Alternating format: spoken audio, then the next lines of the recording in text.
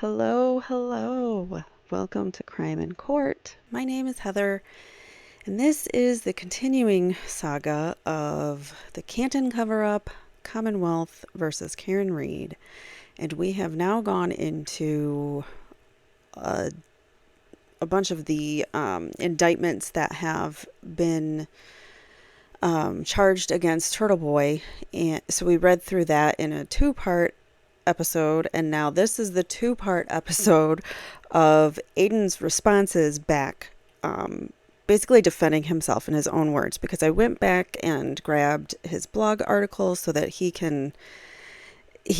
breaks apart a lot of the court records and documents instead of us doing all of it, dry reading through more court documents. We're getting actually Aiden's perspective and how he proves some information is incorrect in the Commonwealth's case. So one of those pieces of information that is incorrect starts with where we left off, and that is the fact that Colin Albert was never actually a witness until July 18th, but the voicemail that Aiden left that he is being charged for witness intimidation for was left on July 18th. So this is his response to that. Let's see. Yes, it even says in the documents, in the court documents, on July 8th, Carney broadcast a live YouTube video during that, which he called Colin's number. And then it wasn't notably until Trooper Proctor did not interview or otherwise speak to Colin Albert until July 18th, 2023. So, how is he a witness then? I don't know. Make that make sense, guys. I don't know. Before we get into it, please click the like button, subscribe, and let me know your thoughts as we go along throughout the video, and let me know below, and I'll get back to you. I like to write you guys back. So, Colin Albert, this is now in Turtleboy's own words again, still. We're reciting from his blog. So Colin Albert is one of the 8 quote-unquote victims who is an alleged victim of witness intimidation due to comments I made on YouTube on July 8th, 2023. At the 2-hour, 23-minute mark, I called Colin Albert during the show, much like I do other subjects of stories I'm working on, to let him share his side of the story. He chose not to answer, so I left a voicemail. As you will hear, I did a comedy bit where I imitate Colin's behavior on a video he had previously posted on social media. I was mocking Colin for his previous threats on the Advantage Boys. Remember, we went through that. I explained that when we first read it in the charging documents. He had left a voicemail screen or talking all hard and like, yo, I'm going to F you all up. And that's what he said. He specifically said he vowed to F all you up, and made gunshot sounds at the end. So that's what he was mimicking in his voicemail. Then he abruptly changed his tone to a more serious tone and asked him questions about John O'Keefe. So I can attest to that. I remember listening to that video, and he does change his tone. So like in this beginning portion, here's the quote here. It says, "Yo, Colin, it's Turtleboy from them Advantage Boys. Bang, bang, bang, bang. Yo, will F any of you dogs up. You challenge my boys, them Advantage Boys, to a fight, dog. And we about that life, son. We about that life, and we from Sharon, son. Yo, y'all, Canton bitches ain't hot, yo." I can't even like do this without laughing because I don't talk like this. Anyways, so you get the point. That's how he was talking in this voicemail that he had left for the Advantage Boys, and that was Aiden's response to Colin doing that. He was mocking him, and then immediately he changes his tone here. So you'll call me back. And then he goes, no, but seriously, it's Aiden Carney from Turtleboy. You could see right there, like he changes his tone right there, and he doesn't do any of those yo-yos and dogs and whatevers. So you could tell his tone totally changes back to normal. So I don't know. In these, I guess posted more videos of Colin saying things.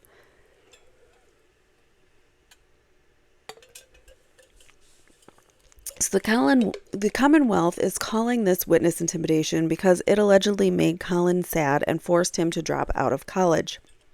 They failed to point out that Colin had his dorm visited by 2 FBI agents in April who gave him a subpoena to testify in front of a federal grand jury investigating a cover-up in O'Keefe's murder, which means that he is a suspect in John O'Keefe's unaliving.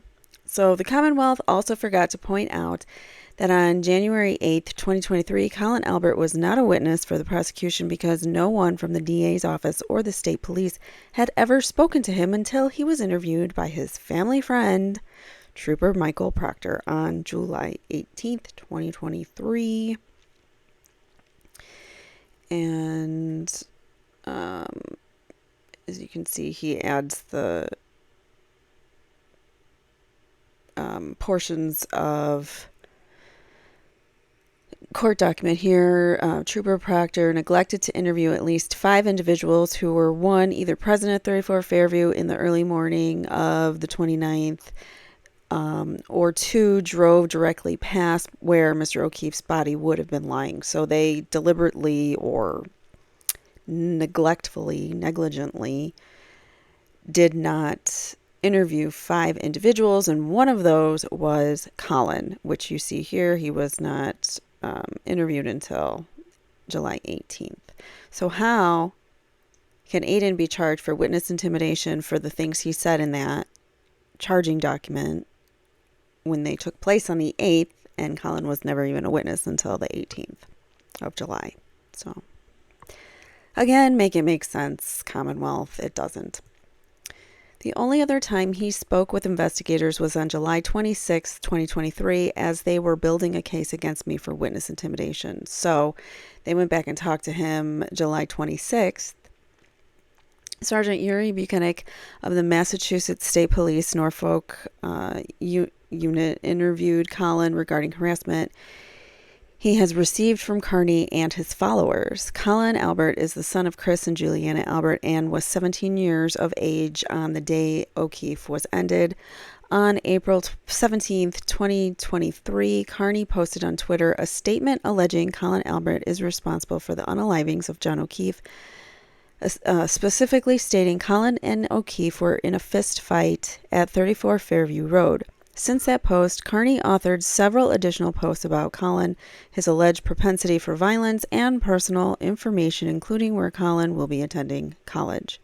Since that time, Colin has been the target of harassment and intimidation on social media.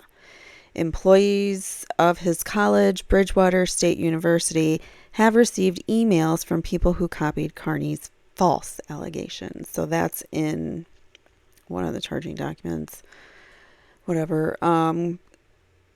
But they failed to mention that Colin would have been under subpoena anyways by the FBI, and if he was being harassed and things were out there, I mean, it's not all on Colin or on Aiden for reporting on it either.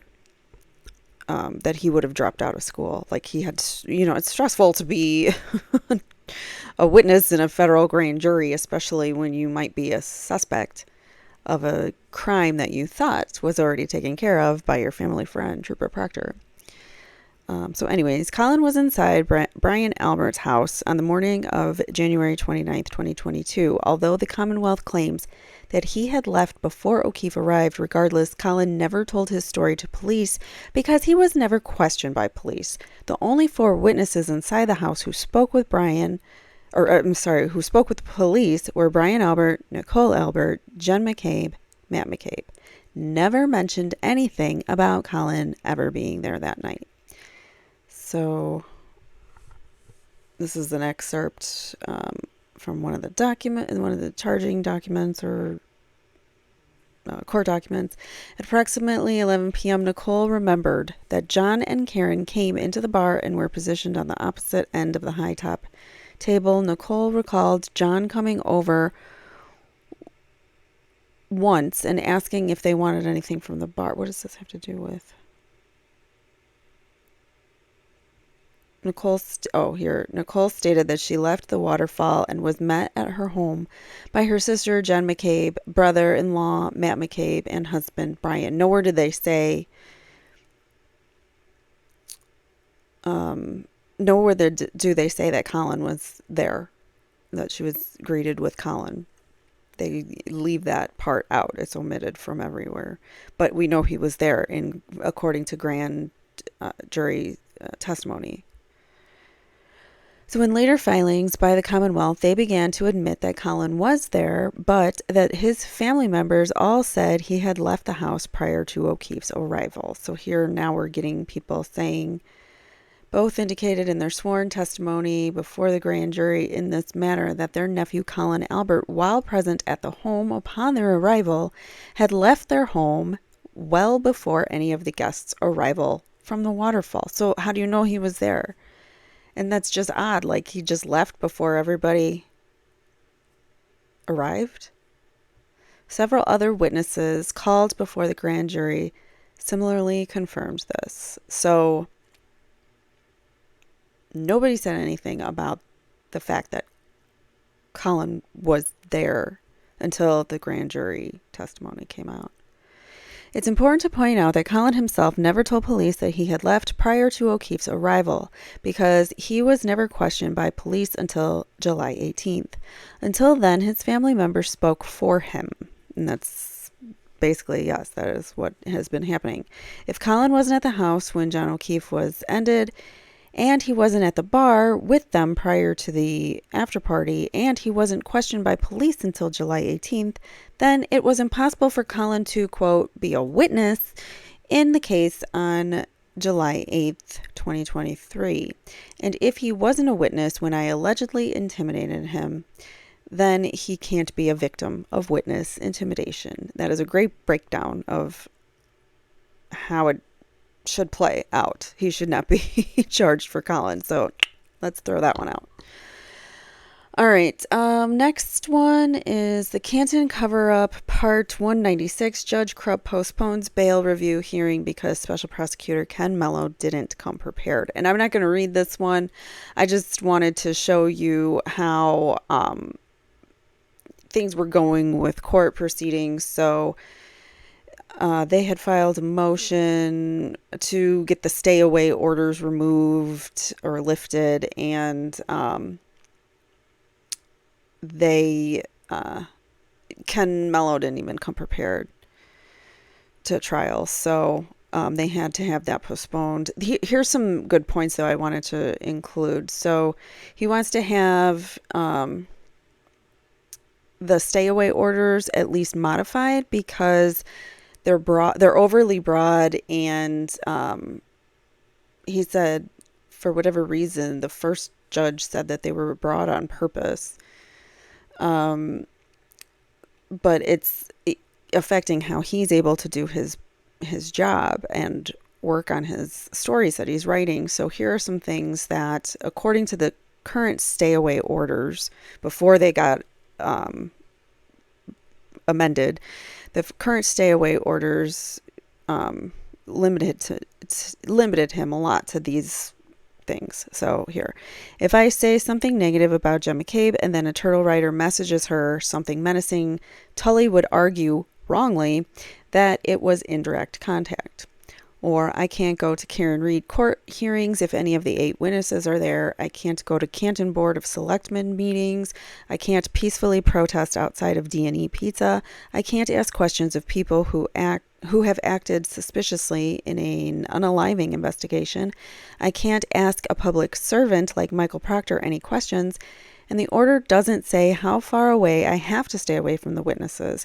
What happens if we're both inside the TD Garden at a Celtics game. Do I have to leave? That's a great question. So normally stay away orders are from violent offenders or people or between two people in a domestic relationship. I am neither. The spirit of the witness intimidation statute is to prevent witnesses in trials from being threatened into charging their testimony to provide favorable testimony for criminal defendants. Almost all witness intimidation charges involve violent offenders charged with serious crimes, and thus stay-away orders are standard.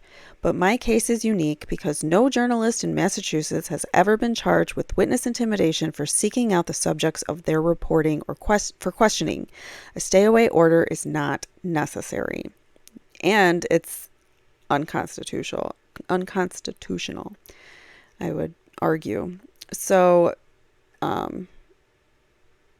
basically, because Mello didn't come prepared, he didn't have a response to them. They changed the. Sorry, I'm trying to read and talk at the same time, and it's not working. They tried to change, and there's a good picture. The journalism is not a crime. They had to change the hearing for the stay-away orders because Mello didn't even come prepared. So this was just him reporting on that day. There he is after a bail review that was postponed. That's what it was, the bail and stay-away orders. All right, so next, 198. Judge Crupp asks whether peaceful rolling rally ambush journalism are protected speech. History shows it is. And I'm definitely not going to read this whole thing, but he goes into, if you are interested in this, this is a great example that he gives just of how of the lengths that some journalists will go to for free speech. He puts in videos and articles and timestamps. And yeah, it's a really good article. I'm not going to go through all of it because just for time, but if you are interested in how they're in watching like different samples of ambush journalism, as they're calling it, how that's happened in the past and how it is considered free speech, you can go here to this particular blog post, part 198, and do go read through it yourself because it's very interesting. So Judge Crupp asked at his October 26th hearing, so your view is that journalists can bring a dozen other cars honking horns in front of a witness's house and call out the neighbors to call on their neighbor to do the right thing? Yeah, it is protected speech, by the way, Judge Crupp. So, however, he says something about the honking was exclusively at the Canton Police Department, which is located on the busiest road in Canton. The honking also came exclusively from motorists who were not involved in the protest itself. So, he's flat out denying that they were honking. They were a peaceful rolling rally. These guys weren't honking. It was the passersby that were honking. Likewise, there were honks outside of Turtleboy's arraignment in Stoughton, and even during that hearing itself, honking is protected speech, by the way, Judge Crupp. But the answer to Judge Crupp's question is a resounding yes. Protests are designed to make people feel uncomfortable. There was an incident less than 10 miles from this courtroom 250 years ago this December where a bunch of protesters threw tea into a harbor in order to protest against tyranny and oppression. You would think that they would maybe remember that since it happened there, but no. Martin Luther King Jr.'s organization of the Birmingham campaign focused on illegally disrupted restaurants, churches, libraries, and more with sit-ins and was intended to overwhelm local jails. The march from Selma to Montgomery, as well as the march to Washington, relied heavily on blocking traffic while marching. It's funny, too, because, they're going up against a former history teacher. So he's not only does he have the facts on his side, but he also has the knowledge of the history on his side, where he can throw out some history here and be like, you guys are doing it wrong. Remember Remember why we're here and how this country got formed? So civil rights icon John Lewis famously said on the 55th anniversary of the Selma March, which he illegally participated in, quote, "Never ever be afraid to make some noise and get in good trouble, necessary trouble," end quote. He also spoke of the importance of large groups of people getting together and being loud and peaceful in the streets, which he said was a better alternative than watching an injustice play out in the courtroom. Quote, "That is what we believed in, what we were all about, a mass movement, an irresistible movement of the masses. Not a handful of lawyers in a closed courtroom, but hundreds, thousands of everyday people, disciplined, peaceful people, taking their cause and their belief to the streets," end quote. Yeah, it's beautiful. All right, so in the summer of 2020, we heard nationwide cries of "no justice, no peace" in response to the ending of George Floyd. This happened before Derek Chauvin was arrested and charged with ending him. Little Turtleboy, little Turtleboy, I don't even know where I got that from.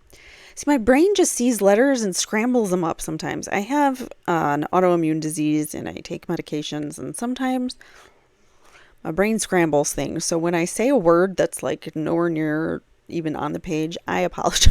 I don't even know myself where it comes from. My brain scrambles nouns and stuff, so I have a hard time remembering and recalling things.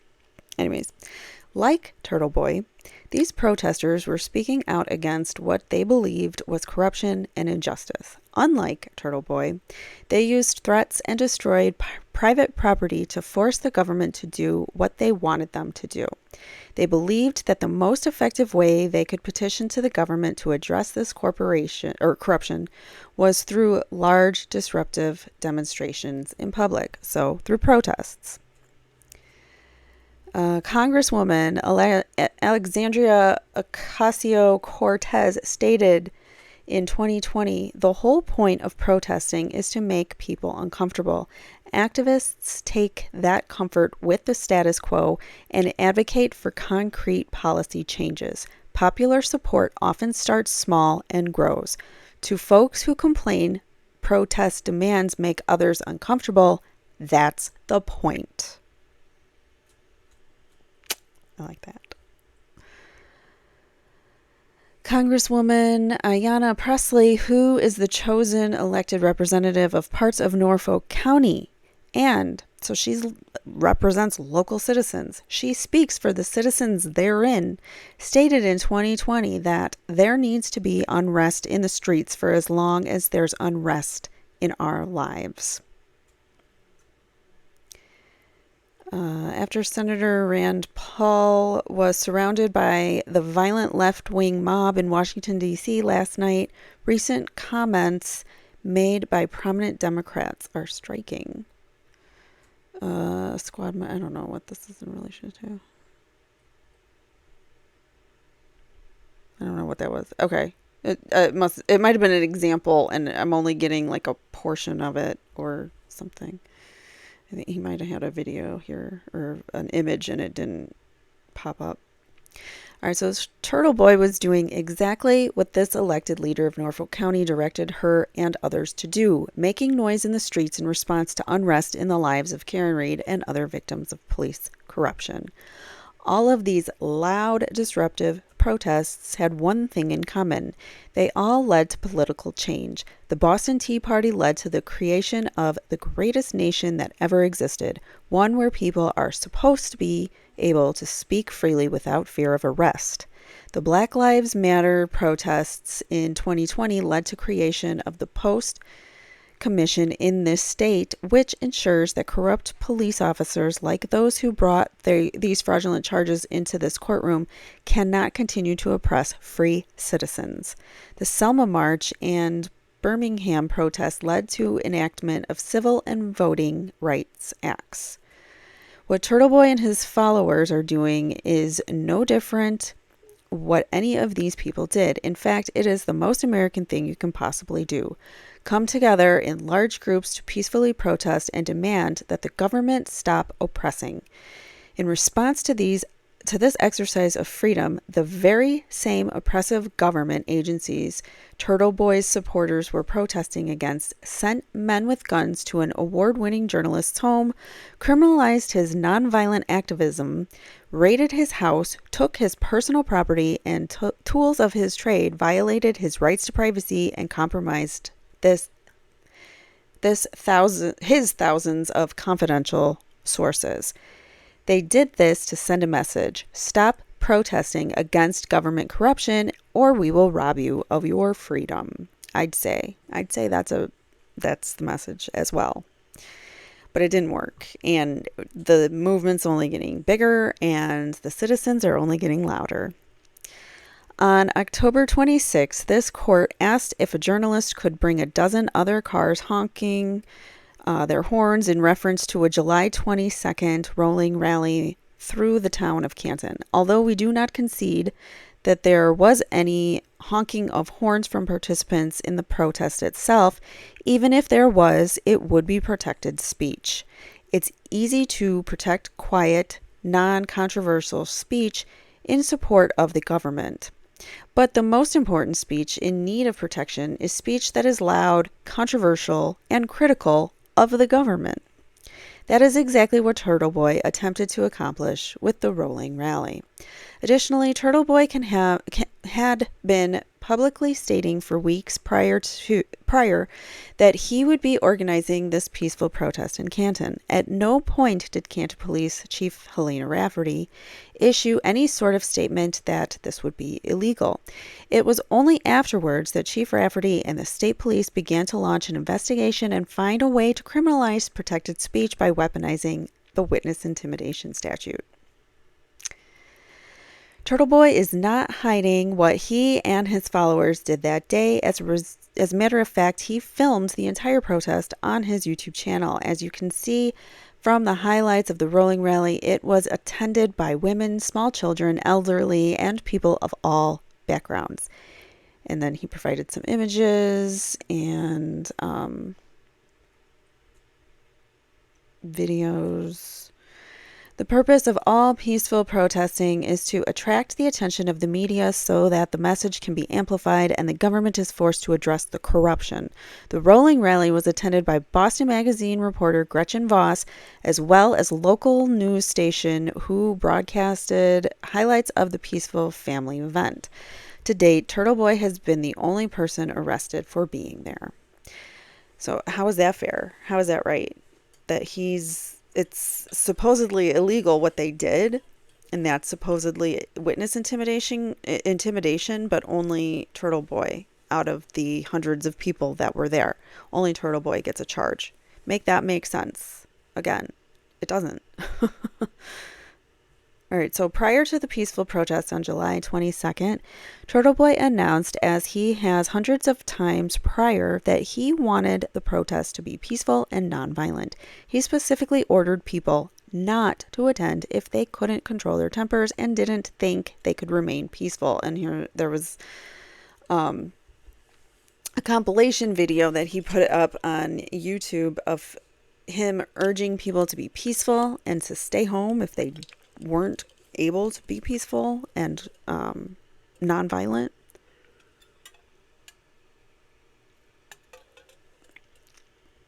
He's always said from the beginning that he's trying to come out at the Commonwealth in a peaceful, nonviolent manner so as not to add fuel to the flames, but to come out and be bigger and stand proud of our actions and not stoop to their garbage. So yeah, he's always said that he's been trying to get nonviolent protesters out there and people spreading the word in peaceful ways. So Turtleboy is proud of what he did on July 22nd, so proud that he still has the 2-hour live stream on his YouTube channel because it is that he is that confident that it was legal protected speech. I agree, it was legal. At this point, he arrives at McCabe's house and points out that she has no trespassing signs in her front lawn and would not be stepping foot on her property. So no one went on their lawn or their driveways or anything like that. It was all in the streets. It was all peaceful. There's video of it. Weeks earlier, those signs were not there when Turtleboy went to her home to question her about her involvement in the unalivings of John O'Keefe. So he rang her doorbell and stood in front of her door, which was wide open. He was video recording on his phone. She's allowed to do. He's outside of a building. He's not doing anything illegal. And someone walked by in the background, and it's almost pretty clear that it's Jen McCabe, but she was staying in the back and she didn't want to be viewed and whatever. He left. Like he left and went home. They don't want to talk to him, and so he left. He was trying to get some answers and whatever. He moved on. But apparently that's witness intimidation. I don't know how, but it is. At least according to the Commonwealth, it's witness intimidation. The only intimidation and violence on the day of the rolling rally came from the alleged victims in this case and their supporters. Elizabeth Proctor, who has a stay-away order on Turtleboy, posted a picture on Facebook of local activists. Angela Chan O'Donnell, who, like Turtleboy, has been a vocal critic of the government and attended the rally with her 3-year-old son. Okay.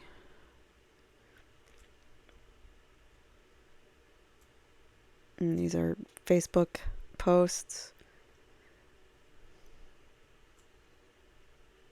Bringing kids to rallies. Elizabeth Proctor did this in order to scare her into ever attending the protest. No one stepped foot on her property during the protest, and children had set up a lemonade stand across the street, knowing the rally would be going to Wentworth Road. During the protest, Elizabeth sent someone to Turtleboy's house to leave a note vowing to publicly out his address, I'm guessing, conceding that much like Turtleboy's actions, such behavior was perfectly legal. And that's what this letter was. Didn't we read this before? Yeah, so somebody left this threatening letter on Turtleboy's front yard, or in their mailbox or whatever, and basically talking about like he's going around leading a parade of morons around to homes and businesses, and it was a threat. Like, your husband's doing this, just remember that's legal. So they're gonna come out and out Turtleboy and his family, Aiden and his family. And we saw they put up this mailbox that it's on the ground, held up by effing rope, his hands, okay, whatever, I don't know. They're basically, it's a threat because it's like, look, we're right in front of your house. We're in your driveway looking at your home. The only illegal action that occurred in Canton on July 22nd was when a woman named Diana White, who is a close friend to the same government officials Turtleboy's supporters were protesting, threw an egg at a 5-year-old boy who was with his mother in the protest. To this day, Turtleboy has been charged for his actions that day, but she has not. There is nothing unique, novel, or illegal about Turtleboy's tactics. So-called ambush journalism, in which journalists surprise people they are investigating by confronting them on camera in order to ask them questions and make them feel uncomfortable, has been a commonly used, highly effective tactic for reporters for decades. Yes, it has. That's why when the Commonwealth wrote something about like journalists have to stick to some kind of code of ethics. No, they don't. Says who? If they work for a certain magazine or whatever, and that magazine has a code of ethics, fine. They have to abide by their code of ethics or report on whatever their magazine is allowing them to report on. But their code of ethics doesn't mean that they don't go about getting journalistic information from sources in ways that, might have to be a little outlandish sometimes, because people don't always want to talk. Sometimes you have to surprise people and ambush them in their front door to see if they will give you a statement, because people don't answer their phones, So I get it. I get where Turtleboy is coming from, and this has been going on for centuries, or maybe not centuries, but for as long as there's been the press. People have been trying to get to the information. So there are too many examples to count, but here are several. And this is where I'm not going to get into all of them. He gives many, many, many examples. So this is where I encourage you to go to his site, watch these videos. He has lots of examples of people confronting people for stories. And as you can see, it's taken me a while just to get through them. So there's some good stuff in here. Let me see if I can get to the next. Here. So here he says Turtleboy has also used tactics like this as part of his investigations. In September of 2020, Turtleboy began holding loud, disruptive protests outside of a nonprofit in Boston owned by Monica Gannon Grant. As a result of Turtleboy's investigations into Cannon Grant, she was investigated by the U.S. Attorney's Office and has since been indicted. The people Turtleboy is protesting are also under investigation by the same U.S. Attorney's Office. So there you have it. Turtleboy is not doing anything different than any other journalist would do.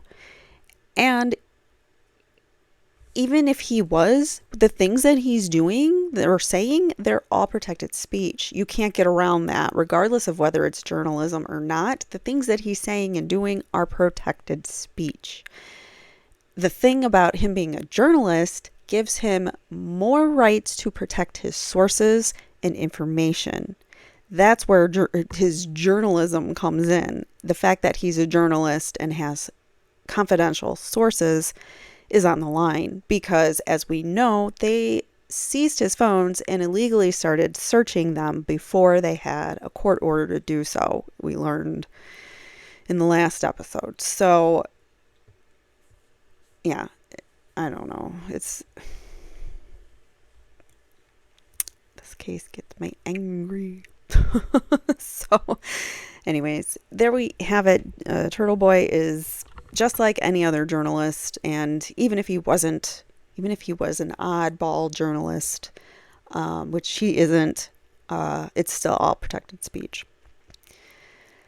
So now we're getting to Ken Mello and his lies about Turtleboy. All right, so I have a hearing in Norfolk Superior Court today, Dedham, to review. So whenever this was, what was it, November 1st? Yeah, November 1st. He had a hearing in Dedham Court to review the conditions of bail which prevent me from reporting on the 8 witnesses I'm being charged with intimidation. The hearing begins at 3 and is open to the public. Okay, yada yada. I submitted an affidavit explaining how my rights are restricted as a result of the unconstitutional stay-away orders issued by Judge O'Malley in Stoughton District Court. In response, self-described trophy husband Ken Mello has filed a memorandum in opposition. Okay, so the trophy husband, I just gotta go back up and point out his shirt says trophy husband. And that's where the trophy husband comes in. All right. Moving on. So this, we're not going to read all of this. In fact, I think we might have read some of it in some of the filings. So there are many things wrong with Ken Mello's filings. I am not a self-described award-winning journalist. I have, in fact, won several awards from other established media entities for my journalism. Because he says, Aiden, an internet blogger and self-described award-winning journalist. So if he's a self-described award-winning journalist, then that makes Ken Mello a self-described trophy husband for wearing that shirt. All right, so Mello claims, my reporting on the Karen Reed case become vitriolic. Vitriolic is defined as filled with bitter criticism. I am writing about the cover-up of the murder of a Boston police officer. It should be filled with bitter criticism of the government. Mello claims my reporting crossed the line of journalism. He fails to realize that I am a journalist, an activist, and a satirist. So a lot of his humor on the show, he's very, like, he is entertaining, he's satirical, and that's what makes him pretty funny in my opinion. So when I am writing stories and interviewing witnesses, I am acting as a journalist. When I hold peaceful protests, I am acting as an activist. When I do impressions on the TB live show, I am acting as a satirist. Mello claims I videotaped the interior of Jen McCabe's home. So the defendant has visited the homes of witnesses, videotaped the interior of witnesses' homes without their permission, led motor vehicle caravans past the homes of witnesses, shown up and harassed witnesses in sporting events in which children of witnesses were participating, harassed witnesses at their places of business, attempted to cause witnesses financial harm, and followed witnesses while yelling at them through bullhorns. That's all protected. They're not. He was never harassing. He's a journalist. So the video shows that I rang her door while she left the door wide open. So he walked up to the house and the door was already open. He stood there 2 minutes waiting for her to answer, said into the Ring doorbell, "I'm not here to threaten you," and then he left. There were not any no trespassing signs, and reporters knocking on the doors of subjects they are reporting on has been happening for decades, so that is nothing unusual or illegal. Mello claims I led motor vehicle caravans past the homes of witnesses. Driving cars on public streets is not illegal. No, it is not. And, all right, yeah. So Mello claims I harassed witnesses for at sporting events in which children of witnesses were participating. Judge Walsh already ruled that it was not harassment for me to show up at a public event and ask questions pertaining to a story I was working on. No children were in the immediate area, and it wouldn't matter if they were. Whew. Agreed. This gets me fired up, makes me angry. Mello claims that I harassed witnesses at their place of business. To the contrary, I stood outside of D&E Pizza on the public sidewalk and peacefully protested Chris Albert's family's involvement in the unaliving of John O'Keefe. I was specifically invited there by one of Albert's employees, who is rude.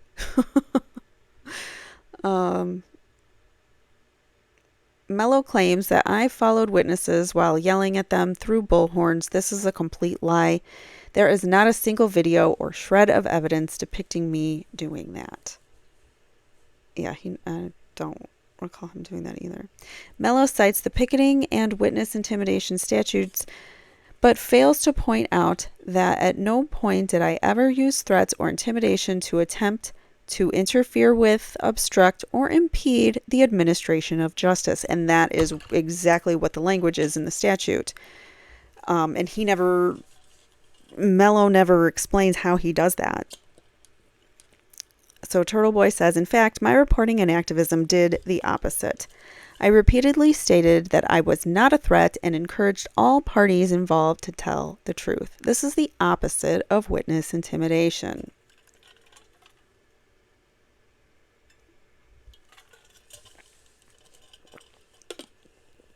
All right, so picketing, court, judge, juror, witness, or a court officer, Section 13A. Whoever with the intent of interfering with, obstructing, or impeding the administration of justice, or with the intent of influencing any judge, juror, witness, or court officer in the discharge of his duty. Pickets or parades in or near a building. Okay, we don't need to read that. Yeah. So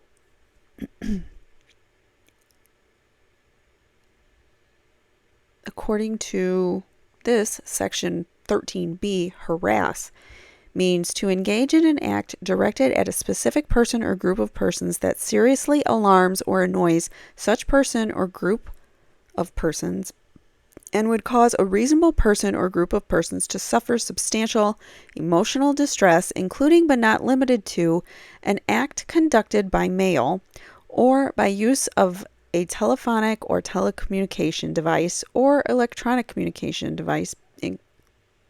I just read the same thing. But not limited to a device that transfers signs, signals, writing, images, sounds, data, or intelligence of any nature transmitted in whole or in part by a wire, radio, electromagnetic, photoelectronic, or photo-optical system, including but not limited to electronic mail, internet communications, instant messages, and facsimiles. Who faxes people anymore? All right.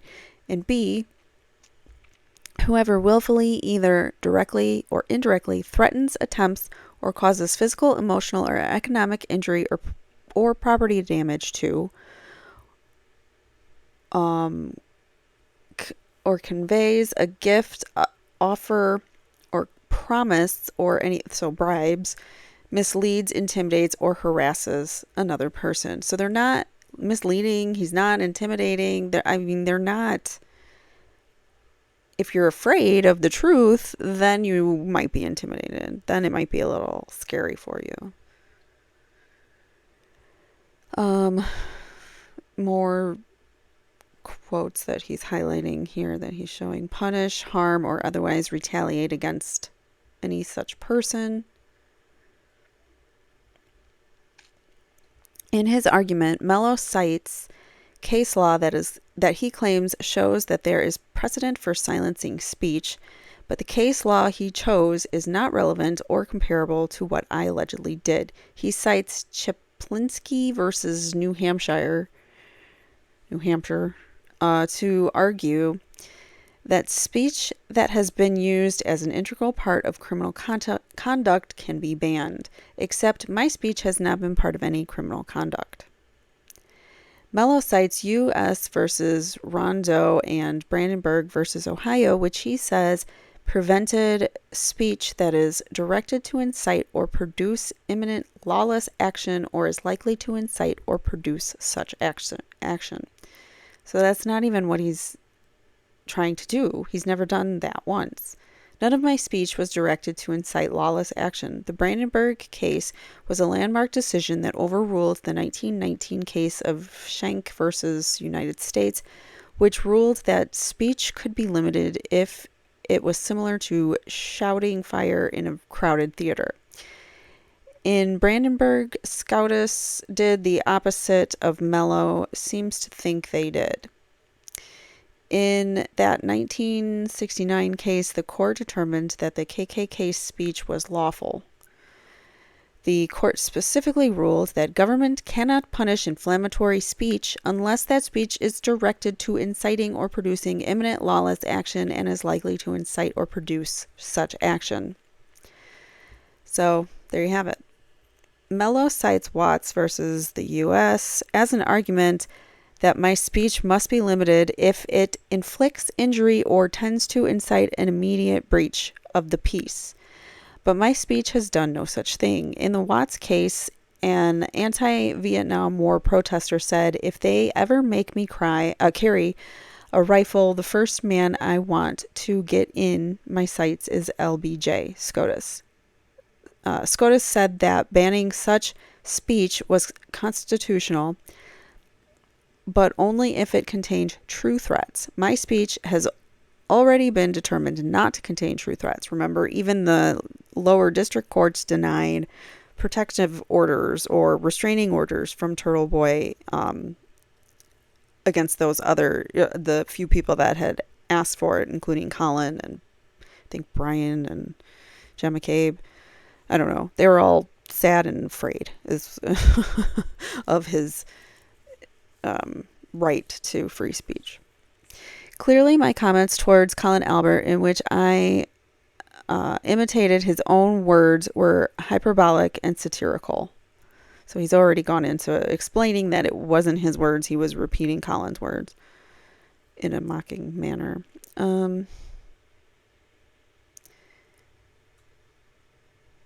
Yeah, he's highlighting the parts in Ken Mello's filing here that he just talked about, so we don't need to read that.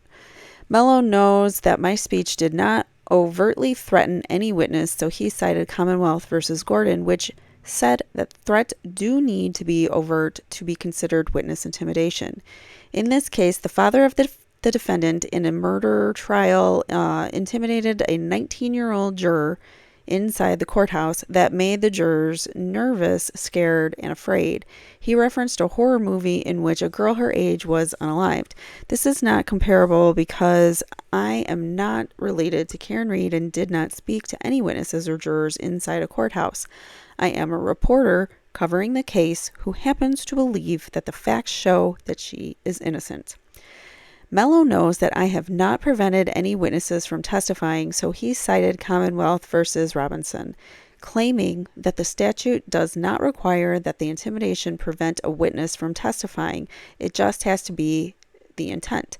But my stated intent has been the opposite. I want witnesses to testify. I want Jen McCabe to explain why she Googled how long to die in cold at 2:27 a.m.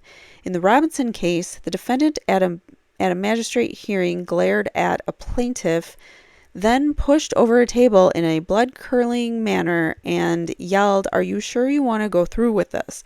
The plaintiff testified anyway, but the intent was to intimidate. I am not the defendant in the Karen Reed case, and I was not intending to stop anyone from testifying. My comments were made in public streets on a YouTube channel, not in court, and they were not overtly or covertly threatening. So not in any way, shape, or form.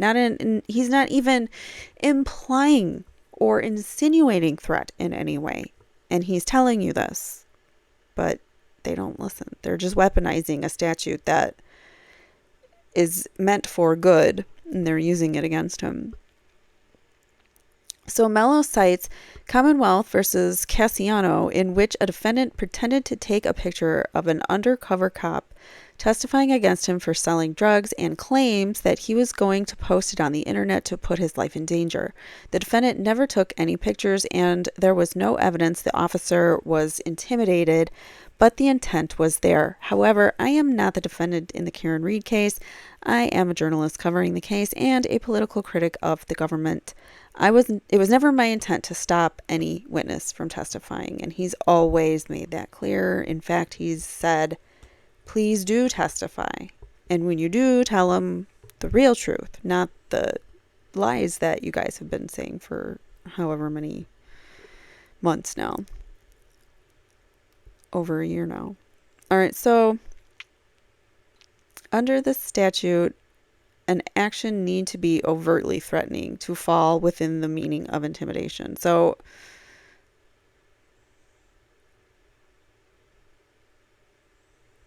I don't know.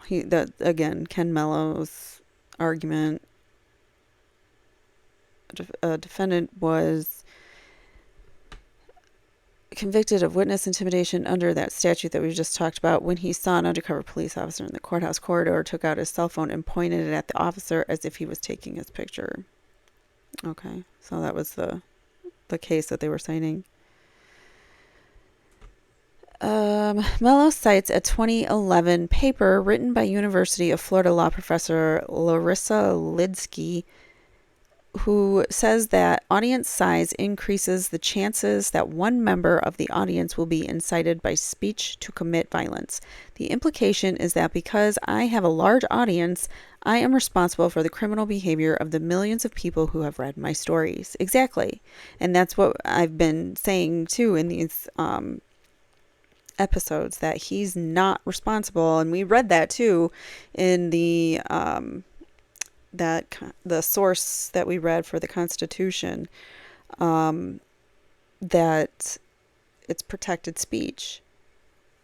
Even if you have a following, even if you have millions of followers and you say something and somebody goes off and does something, based on what you said, you can't be held responsible for that person's actions. You're not in their mind. You had a thought and you expressed your opinions. That doesn't mean that you're responsible for what others do with that opinion. So, yeah, again, he's got some good points.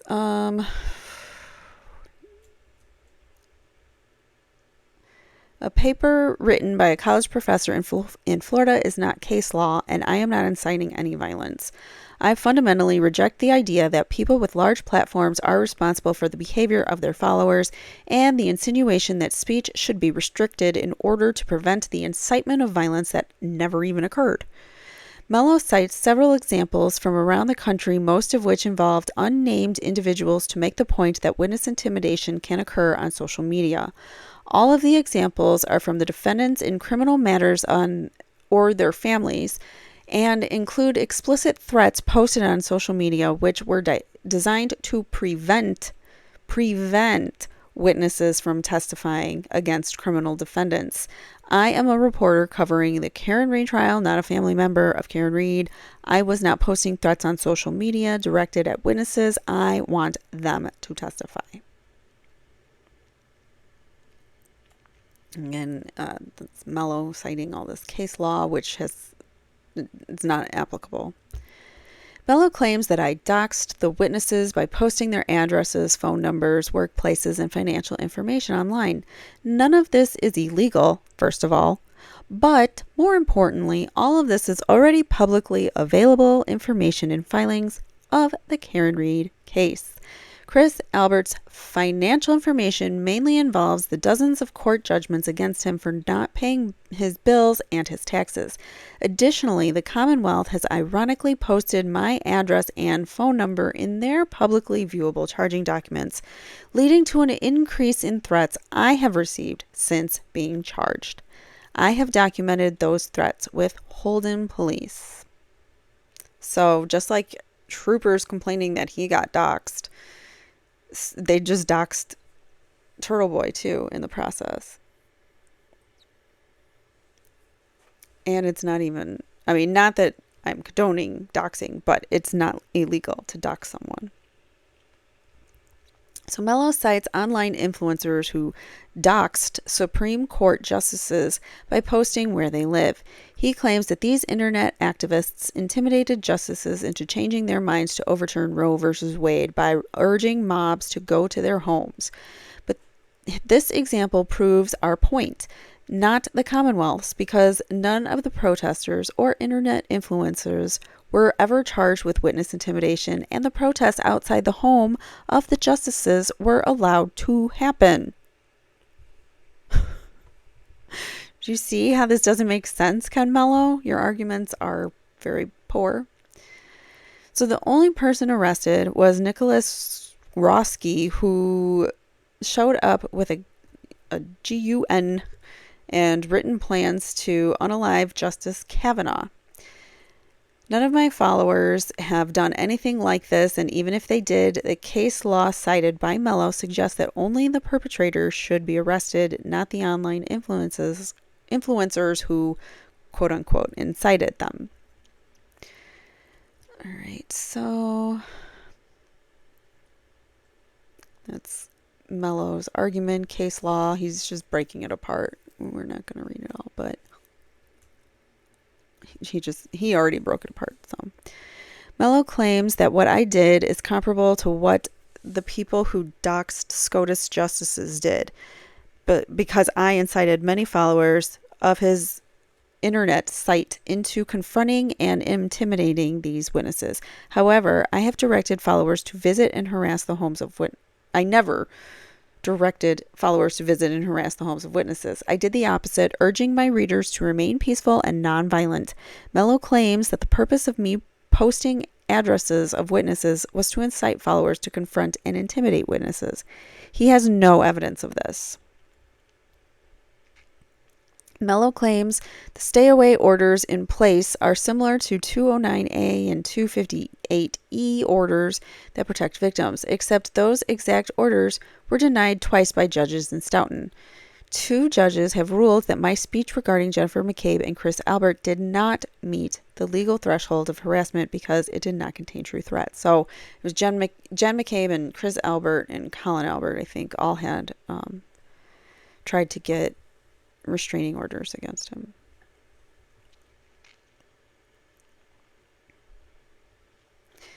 Mello claims that the stay-away order should not be revised because I have no restrictions for reporting news on the Karen Read case or following up investigative leads.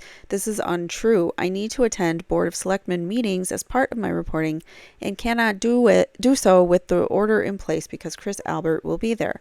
Additionally, if more information comes out about Jennifer McCabe's cell phone, since it is currently under advisement in the SJC, I would like to ask her questions about that. I cannot do so with the stay-away order in place.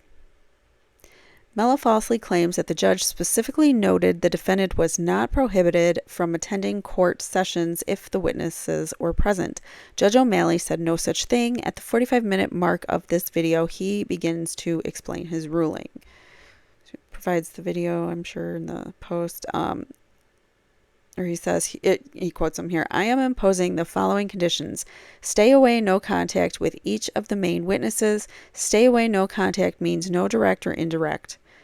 That is broad on purpose, and if it comes before me and find that he violated release conditions, he is subject to incarceration for 90 days without bail. And he's serving that now on a bogus violation that hopefully they get that thrown out too. Anyway, so Mello flat out lied when he said that Judge O'Malley stipulated that I could attend Karen Read hearings regardless of witnesses being present. Mello claims I can still go to Norfolk County DA's office, downtown Canton, or Canton Town Hall, as long as the witnesses are not there. This is missing the point. The witnesses can effectively have me removed from any location simply by showing up. Additionally, the stay away order does not clarify how many feet I must stay away. Can I stand on the public sidewalk outside D&E Pizza or eat at the restaurants next door? That's a good question. Finally, Mello claims I have a history of obstructing town business at select board meetings by harassing Chris Albert. This is completely untrue. I have never even spoken at a meeting and certainly never obstructed town business that was going on. I silently stood in place at a meeting while holding a sign that reminded those watching of the fact that Chris Albert did in fact end a man in 1994. Maybe I'll do an episode on that, or like a quick little episode on that and dive into what that was about, if there's any information out there. Anyways, the meeting was not obstructed as a result of my silent protest, and Judge O'Malley specifically ruled that my behavior at meetings was protected speech, including using the middle finger. So he could even stand there flicking him off the entire time, and it is protected speech. The First Amendment will be on trial today at 3 in Dedham. Okay, so that was a good recap of some more cases of journalism being tried. All right, so Canton Cover-Up Part 203, Commonwealth charges Turtleboy for saying he doesn't want Karen Read case to go to trial. Tape shows he would love to see a trial. So the Commonwealth is charging me with 8 counts of felony witness intimidation, claiming that I am attempting to scare witnesses from testifying against Karen Read, and in doing so make sure that the trial doesn't happen. Their evidence of that includes the alleged confession in the charging documents, which I stated in episode 604 when he spoke to Jill Daniels on the phone. I said from the beginning, I don't want this to go to trial. That was the quote. He says, I don't want this to go to trial is an opinion shared by millions of people. You're allowed in this country to not want to see an innocent person be tried in front of a kangaroo court. You're allowed to have opinions. You're allowed to say these opinions out loud. I think the defense should file a motion to dismiss and that it should be granted, which would mean that there is no trial. I think the DA's office should drop the charges since they clearly know she is innocent. These are my opinions. Turtleboy's opinions. When Ken Mello read this out loud in court, I immediately realized that the charges against me were a joke and that the Commonwealth had to know there was no chance of conviction. They just wanted a reason to take my devices and try to prevent me from reporting on the Karen Read case. I agree that that is what they wanted to do.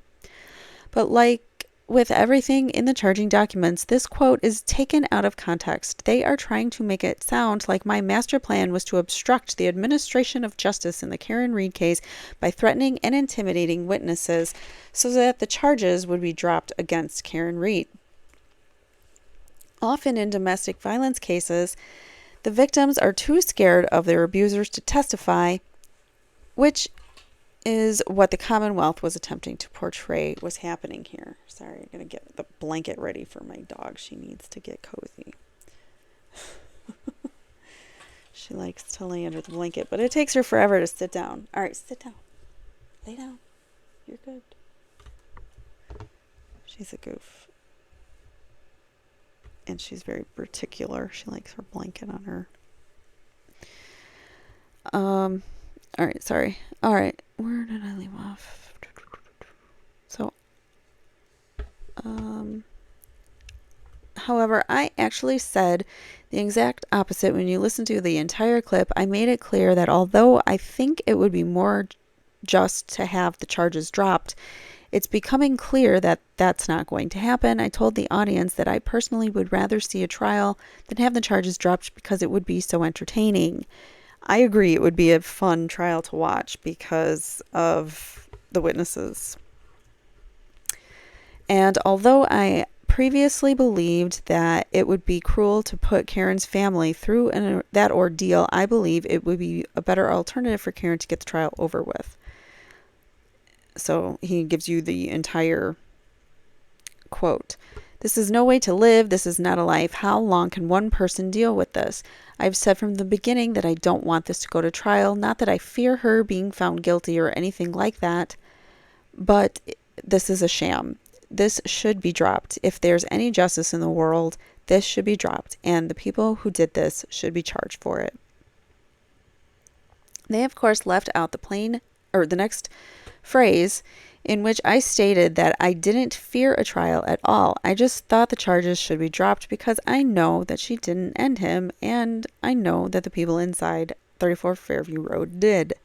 I articulated why I thought a trial was better for Karen Read after that, though. He says, but at this time, how long does this go on for? And how much stress does this take on a human being? I know trial is... I've never been in a trial, but I've had to go to certain court proceedings with my ex and whatnot, and I can tell you it is so stressful just to be in a courthouse alone, and then to be there. It's never a good reason why you're there, I mean, it's never fun to be in a situation where you're arguing your perspective on something and someone disagrees with you and you have all eyes on you. But anyways, so it's a very stressful endeavor to go to trial, to go to court for any reason. And for her to have to go through that, knowing that she's innocent. The investigators know she's innocent, but yet she's sitting there stressing and unsure of her future. It's got to be maddening. Anyways, this has to be putting years on Karen Read mentally. For her sake, wouldn't the best thing for her be to just get this over with? Let's dance. If you were her, let's effing do it. Okay. So,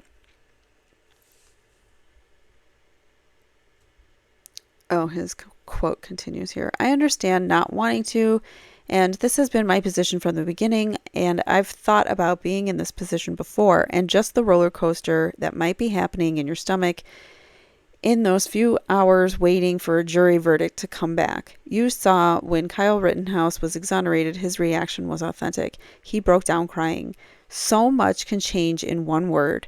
If the word not isn't there, your life is over. Imagine that. Life in prison, or you go on to become a wealthy person, and that's what she will be after this, a very wealthy person.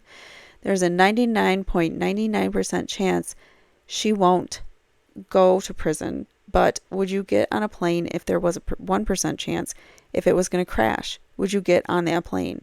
Wouldn't you rather just drive? But driving is expensive and you're stuck in traffic, so you say, F it, I'm jumping on the plane. This isn't worth it, and that's the position she's in. I flat out state that I would love to see a trial, and that the thought of it happening gets me aroused, he says. But I also stated that I obviously thought this was selfish on my part. He says, quote, "It's selfish on my part that I would love to see a trial. That would be great for us. It would be so entertaining, and we would watch Alan Jackson eviscerate." I'm not going to say that word. Thinking about it, what Alan Jackson, David Yannetti, and Liza Little would do with Michael Proctor on the stand, or Jennifer McCabe. I get turned on thinking about it. I'm not going to lie, but I also think of Karen Reed's father and mother and brother and what they're going through. And it's not as fun for them. They would rather see this get dropped, but I don't know if that's going to happen. So let's just get in the room and F. Yeah, okay. So he wants it to go to trial, obviously. I mean, I don't know. They definitely took one sentence out of a million, and that's what they did in their whole charging document, was made things make him look bad. They picked apart words that made him sound like he was more menacing or threatening than he actually is. He's threatening to them because he knows the truth and he's trying to express it. All right, so you can't make this stuff up. I literally said I would love to see a trial in the same audio clip in which they're claiming that I did not want to see a trial. This is how weak and baseless their case is. I have stated from the beginning that I want the witnesses to talk. This is the opposite of witness intimidation. I wanted them to speak at the evidentiary hearing in May before it was canceled. I went to public events I knew they would be at so I could ask them questions about their suspicious behaviors. I held peaceful protests outside of their home for the purpose of drawing attention of what they did to John O'Keefe. I was not trying to obstruct justice. I'm actively encouraging it. Additionally, I have a large financial and professional incentive to want to see a trial. My coverage of this case has increased the size of my viewership tenfold. The longer the story drags out, the better it is for my bottom line. I would be in the second row of the courtroom on TV every day for a month, as it would no doubt be live streamed by the media. People who never heard of this case before would search for it, and the hundreds of stories, shows, and videos I've done would come up. A trial would be the best possible thing to happen to my career. I just feel selfish wishing for that because I believe that Karen Reed is innocent and that her family should not be put through that just to advance his career. Lieutenant Brian Tully and Michael Morrissey have both heard the clip in its entirety, and they know how much I would love to see a trial, but they took one sentence out of it completely out of context, and it changed the meaning of what I was saying entirely.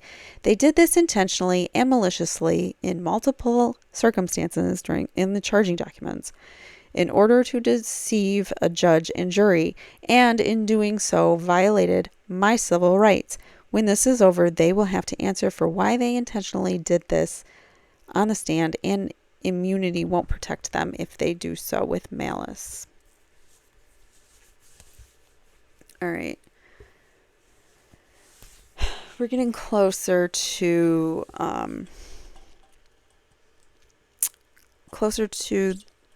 December, where he was leading up to when he was arrested.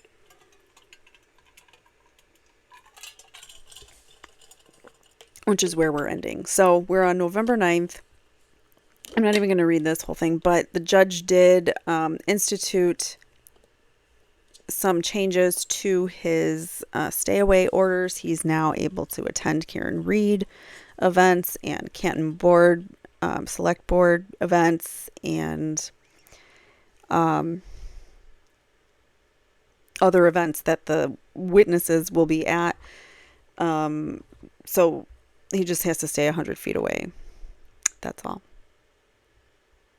So that was just a quick update on that. So now he still has the stay away orders, but they've been altered a little, so he can still go and attend certain events like Karen Reed protests and things like that, or whatnot. All right, so Part 224, hearing Tuesday in Stoughton for court order to return phones and computers to Turtleboy. They went to district court. Sorry, what day was this? November 22nd. We're skipping to November 22nd. He goes to court, tries to get his phones back. Let's see, what is this? Emergency motion for protective order. Again, this is about the whole, they're searching his phones without his permission and without a court order. So this was a emergency motion for protective order filed by his attorney, Tim Bradle, talking about before any search of these emails may take place, the Commonwealth must present to the Superior Court judge and obtain the judge's approval of the search protocol to be used and specifically the procedures proposed to protect against searches of privileged communications between the defendant and his attorneys. So they were trying to get, they were intercepting his attorney emails, trying to stop him from talking to his lawyer. They were trying to get his prison calls restricted. Like they really wanted to silence him, and it shows in all the effort that they're putting forth towards this, rather than looking for who drove the Ford Edge, who was driving that Ford Edge that night on January 29th, 2022, with the blizzard, and whose car did Lucky Loughran see? It's a good question. So we still don't know. So here are the main things that they were asking for during this particular hearing that he had in Stoughton. An order protecting the corrupt cops I've been writing about from looking through my phone. The appointment of a taint team headed by a neutral party to screen the devices and prevent police from accessing privileged information. So they really didn't want them going in and seeing clients, attorney, phone conversations and things like that. So, or I'm sure his protected confidential sources too. So they want a medium, like a third party team that is neutral, so they can extract the information from the devices, so that the information that the police receive isn't privileged, or somehow it wouldn't be able to come in for the court of law. So they're trying to prevent that. And they're also asking that the Commonwealth pay for this team that works to extract the information from his phones, and to return all of his devices, including the old iPhones, which he hasn't used in years. Like he doesn't even have a backup phone. Like he had to go out and buy a phone. So, as my attorney Tim Bradle pointed out, I am being targeted not because I broke the law, but because I practice advocacy journalism, and that has been embarrassing and exposing the same corrupt police officials who are now prosecuting me. This has never happened before in Massachusetts, as they are weaponizing the witness intimidation statute in an effort to silence me. They seized the tools of my trade and arrested me at my children's bus stop in a blatant attempt to scare me out of reporting on their criminal behavior. And see, here is one of the filings from Tim Bradel. He practices advocacy journalism and provides in-depth, well-sourced factual reporting, often accompanied by a call to action for justice and truth. He protests, he urges boycotts, encourages in political hyperbole, satire, rhetorical confrontation, rallies his supporters in the field, chases down witnesses and investigative targets wherever they may be. He petitions government for redress and exposes corruption by government officials. I would agree that he does all those things. Police, prosecutors, and some jurists do not like his methods and agree with his opinions and conclusions on particular matters. For the first time in Massachusetts and possibly the country, these police and prosecutors in the Stoughton District Court have decided that time-honored journalistic tactics and hard-nosed investigative reporting may now be criminalized into felonies. Here, Mr. Carney has criticized, embarrassed, and exposed wrongdoing by investigators working on a particular criminal matter pending in the Norfolk Superior Court. This same group of investigators from the state police assigned to the Norfolk District Attorney's Office has now utilized the witness intimidation statute against Mr. Carney in a brazen effort to silence him on the very same case they are prosecuting. They, for the first time, have used the witness intimidation statute as an unprecedented way for their own personal benefits to stop Mr. Carney in the exercise of his fundamental right to speak out and petition the government for redress under the First Amendment. They have seized the tools of his trade by ransacking his home and seizing his phones and computers. They have arrested him at his children's bus stop, and they have perverted the use of an already unconstitutionally overbroad statute to suppress his voice and ability to investigate. Bam! Attorney Bradel. That was great. I liked how that was worded. I agree. And just all of that should be scary to us. The way that they've weaponized this statute for their own benefit because they don't like what Aiden's reporting about. They don't like how Aiden's reporting on them specifically. My active 2 phones and 1 active computer contain privileged communications between me and my attorneys in ongoing lawsuits, including the Jamie General lawsuit. I don't know any of these lawsuits. Messages from thousands of confidential sources who only shared information with me under the promised condition of anonymity. All of these people are having their privacy potentially violated as well.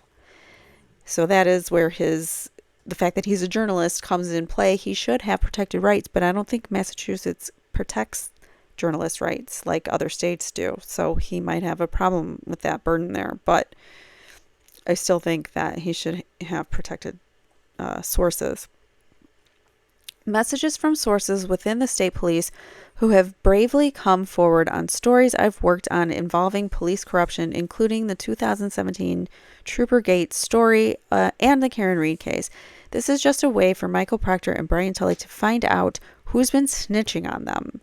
Exculpatory evidence to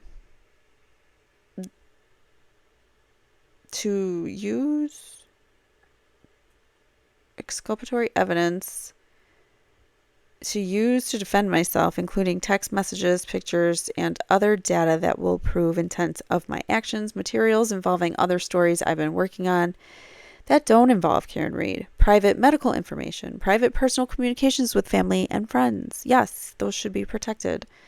And it's ridiculous that they were even able to get his phone. Mr. Carney's phones and computers, the devices, are full of attorney-client privileged communications and materials from matters in 2 superior court and 1 district court. So that should be protected.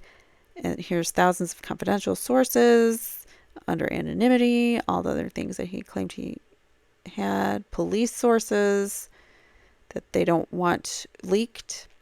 The files in the face of the requirements, I don't want to read all of this, sorry. Before ordering a reporter to divulge a source and the information gathered, a judge must consider the effect of compelled disclosure on values underlying the First Amendment. So, before a judge should order any kind of information coming from a reporter, you need to first consider the First Amendment, according to this petition, or whatever this is, petition for promulgation, I don't know how you say that, or what that is even. Anyways, sorry. So I've been involved in lawsuits before where the people suing me have attempted to order judges to hand over my text and email communications, which judges have denied because of reporters' privilege. The Commonwealth is attempting to weaponize the witness intimidation statute to get around that, to get his confidential and privileged sources. He says it's all just a fishing expedition by a bunch of corrupt cops to find out who's been providing him information. Up next, we've got Ken Mello says a grand jury is indicting Turtleboy on more conspiracy charges. So November 30th, we hear from Ken Mello. They were in court. Our motion to have my phones and computer returned to me in Stoughton was denied by Judge Brian Walsh and kicked up to Superior Court for hearing sometime next week. So they didn't get his phones or his computer back, but it got kicked up to the Superior Court, which is better for them because the Commonwealth has less jurisdiction over him in that regard. So the headline most of the media outlets ran with was this one. There will also be further charges of conspiracy filed, according to prosecutor Ken Mello. Very special prosecutor Ken Mello announced that a grand jury was convened to indict me and suggested that it may be more conspiracy charges. I would agree with Mr. Bratton in his remarks that some of these sources are police sources. As a matter of fact, one of these police sources is the reason we have a conspiracy charge pending against the defendant, and there will also be further charges of conspiracy filed. Special prosecutor Ken Mello said this late in the hearing. So that happened at that same hearing. More people just reporting on it. That the big news is that he's got more charges coming. It's notable that WCVB employs Brian Albert's attorney Greg Henning as their official legal analyst. Their story simply says that Karen Reed is accused of hitting John O'Keefe outside a home in Canton.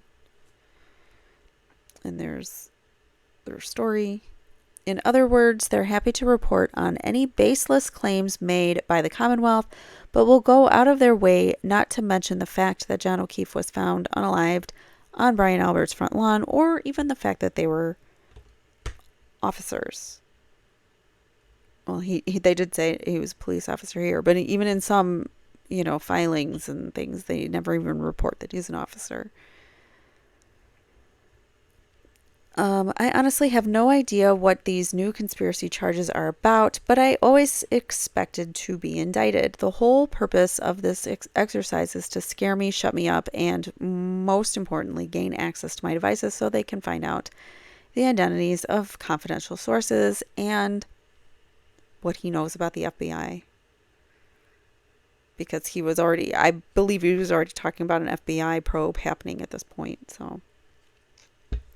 They claim they haven't looked at my devices yet and have agreed not to do so until a taint team of pre-approved neutral parties is assigned to look through the devices and screen out privileged communications that are not pertinent to the search warrant. But remember that girl who's the arch enemy of Aiden's, KP, I'll just call her, she sent the email message to David Yannetti saying your messages are making the round, buckle up, buttercup. So we already know that they were going through his phone illegally. All right, so Aiden says, to be clear, I'm not the least bit worried because I haven't committed any crimes. My concern is that they're using this as a fishing expedition to try to find something they can use to trump up more bogus charges. They're also able to read very private and personal conversations, and the police who are doing this would love nothing more than to find out the identities of police sources who have been giving me information about their illegal activities. So he has sources who are in law enforcement. I mean, he's just confirmed that, and it makes, I would think that they would want to know that too. That's definitely seems like a fishing expedition to me. What do you guys think? Let me know in the comments if you think it's a fishing expedition. My lawyer, Tim Bradel, was excellent yesterday, but it didn't matter because Judge Walsh had made up his mind.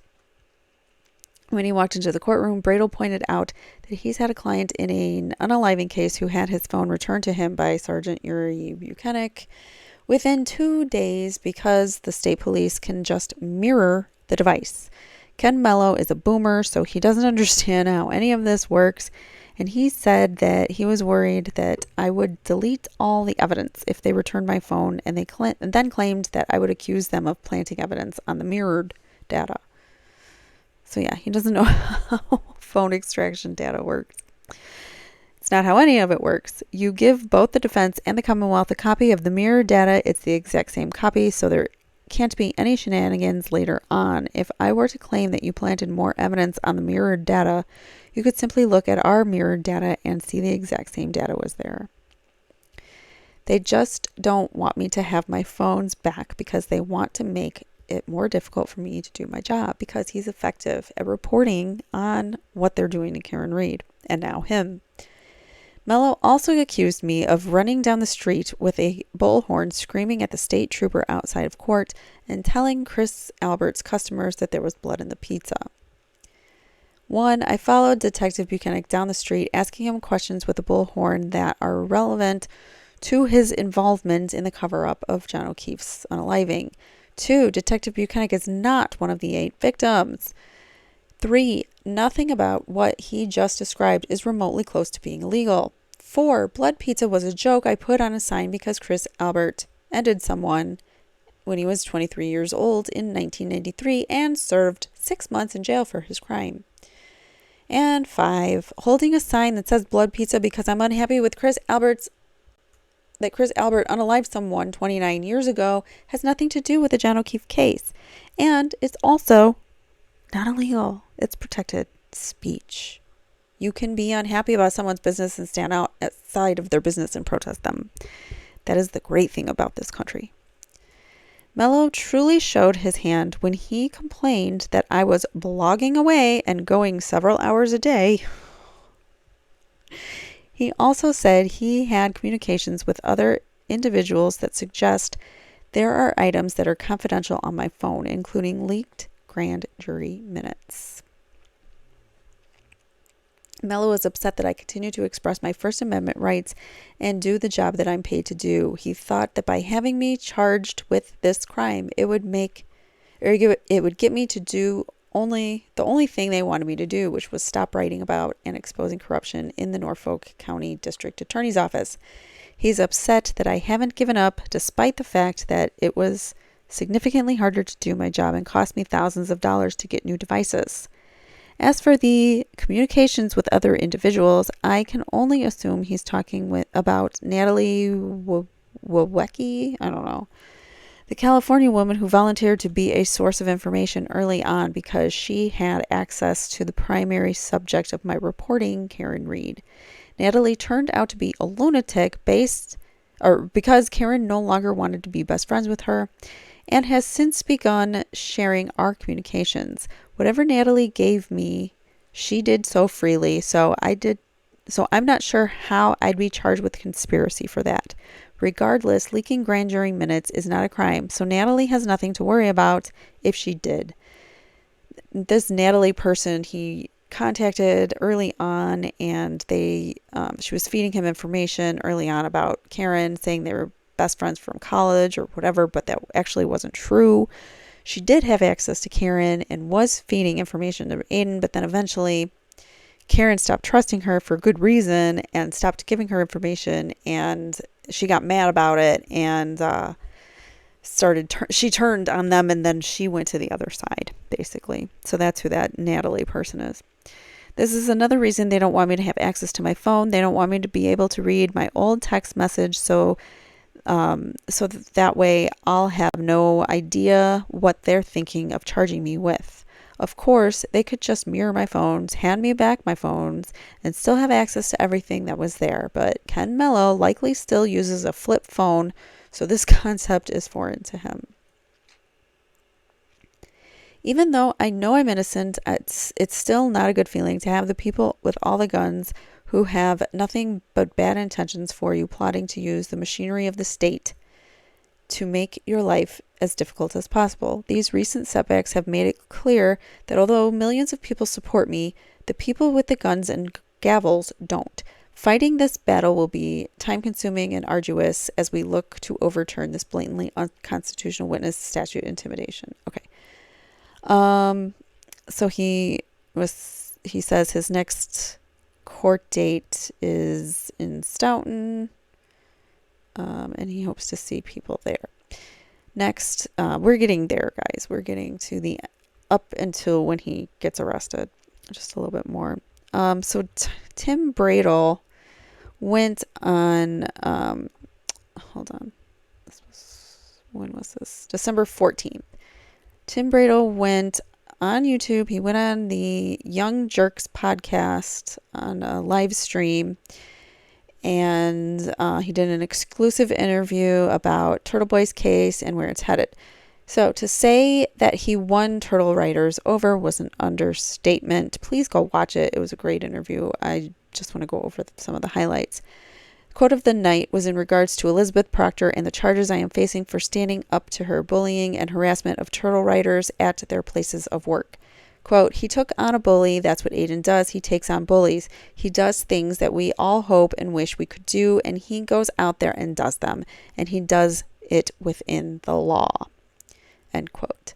Tim isn't just here to help get these charges dropped. He's here to take on the law itself. He knows that the witness intimidation statute is unconstitutional because it says that you can't cause emotional or economic harm to a witness or a potential witness or a family member of a witness, which is ridiculous. So it's like a friend of a friend of a friend of a witness you can't talk to, basically, because you're intimidating them. But as he pointed out, what if a witness defamed you by lying about something you did? If you sued them, you could be causing economic harm. What if you saw an investigator out for dinner with a witness in a case and you took a picture and posted it, much like I did when Jen McCabe was at the Proctor's house? What about when witnesses lie, like several witnesses against Karen Reed? Bradel pointed out that it's imperative that we are allowed to speak out against them and urge them to change their testimony to the truth. People need to speak out. If there's a witness that's lying, if there's a witness that's wrongfully harming someone, we have every right to speak out against them. As the host, Mike Crawford, pointed out, Stephanie Flemmi was a witness for the federal government against Whitey Bulger.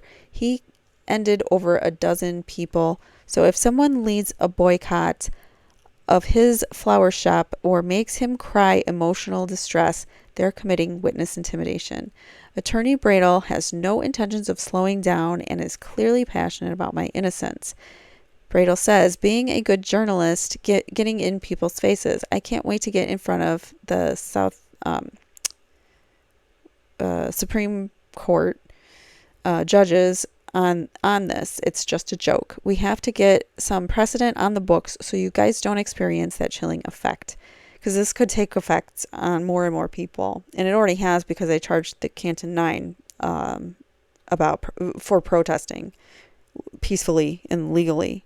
They charged them for intimidating a witness as well, but we'll get into that in another episode. But that is, you don't want this to snowball. You don't want them to be coming after more people for these baseless crimes, weaponizing certain statutes for their own good. You can't allow that to happen in government. Once you have that, then your government's no longer effective. it's too controlling of its citizens. All right, so you should not be looking over your shoulder when you're trying to nail down a story. No, and you shouldn't be looking over your shoulder if you're protesting peacefully, which is your right to do, thinking that you might get arrested or charges dropped in your mailbox the next day, because that's what happened. They followed them back to their plates, their cars, the Canton 9, and they got their license plates, and they were issued subpoenas later in the mail. Anyways, moving on. We'll get into that whole story later. That'll be a whole episode of itself. So you're allowed to knock on your subject's door. You're allowed to wait in his driveway. We should be able to speak out without fear. If we have to go to Washington, we will, and we're going to do this or win this thing. It's not enough for me to just say, I didn't do that, or you're taking my words out of context. The correct answer is, I'm allowed to say all of the things because I have a God-given First Amendment right that can't be taken away because of some vague, overly broad local statute. Higher courts exist for the purpose of overturning unconstitutional state and local laws just like this one. The First Amendment allows me to knock on anyone's door until they tell me I'm not welcome on their property. Ask people questions about matters of public concern. Go to public sporting events. Make people uncomfortable. Suggest that witnesses in unaliving trials should tell the truth.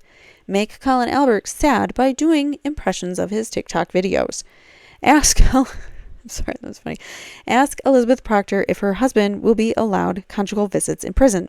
Post links to, because that was part of the charging documents that he left in the message, that was harassing him, asking if he wonders if they'll get conjugal visits once Proctor is arrested.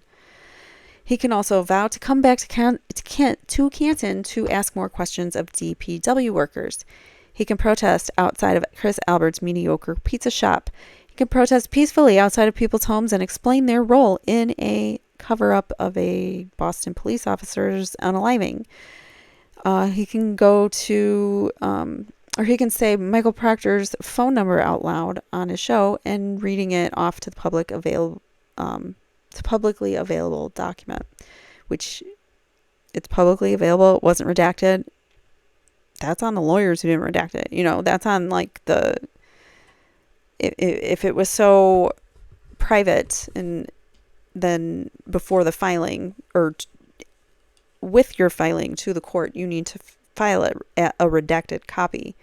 You don't expect the court to do the redacting it themselves. You have to file it as the attorney. So I'm sure Mello doesn't know that because he's never been to court.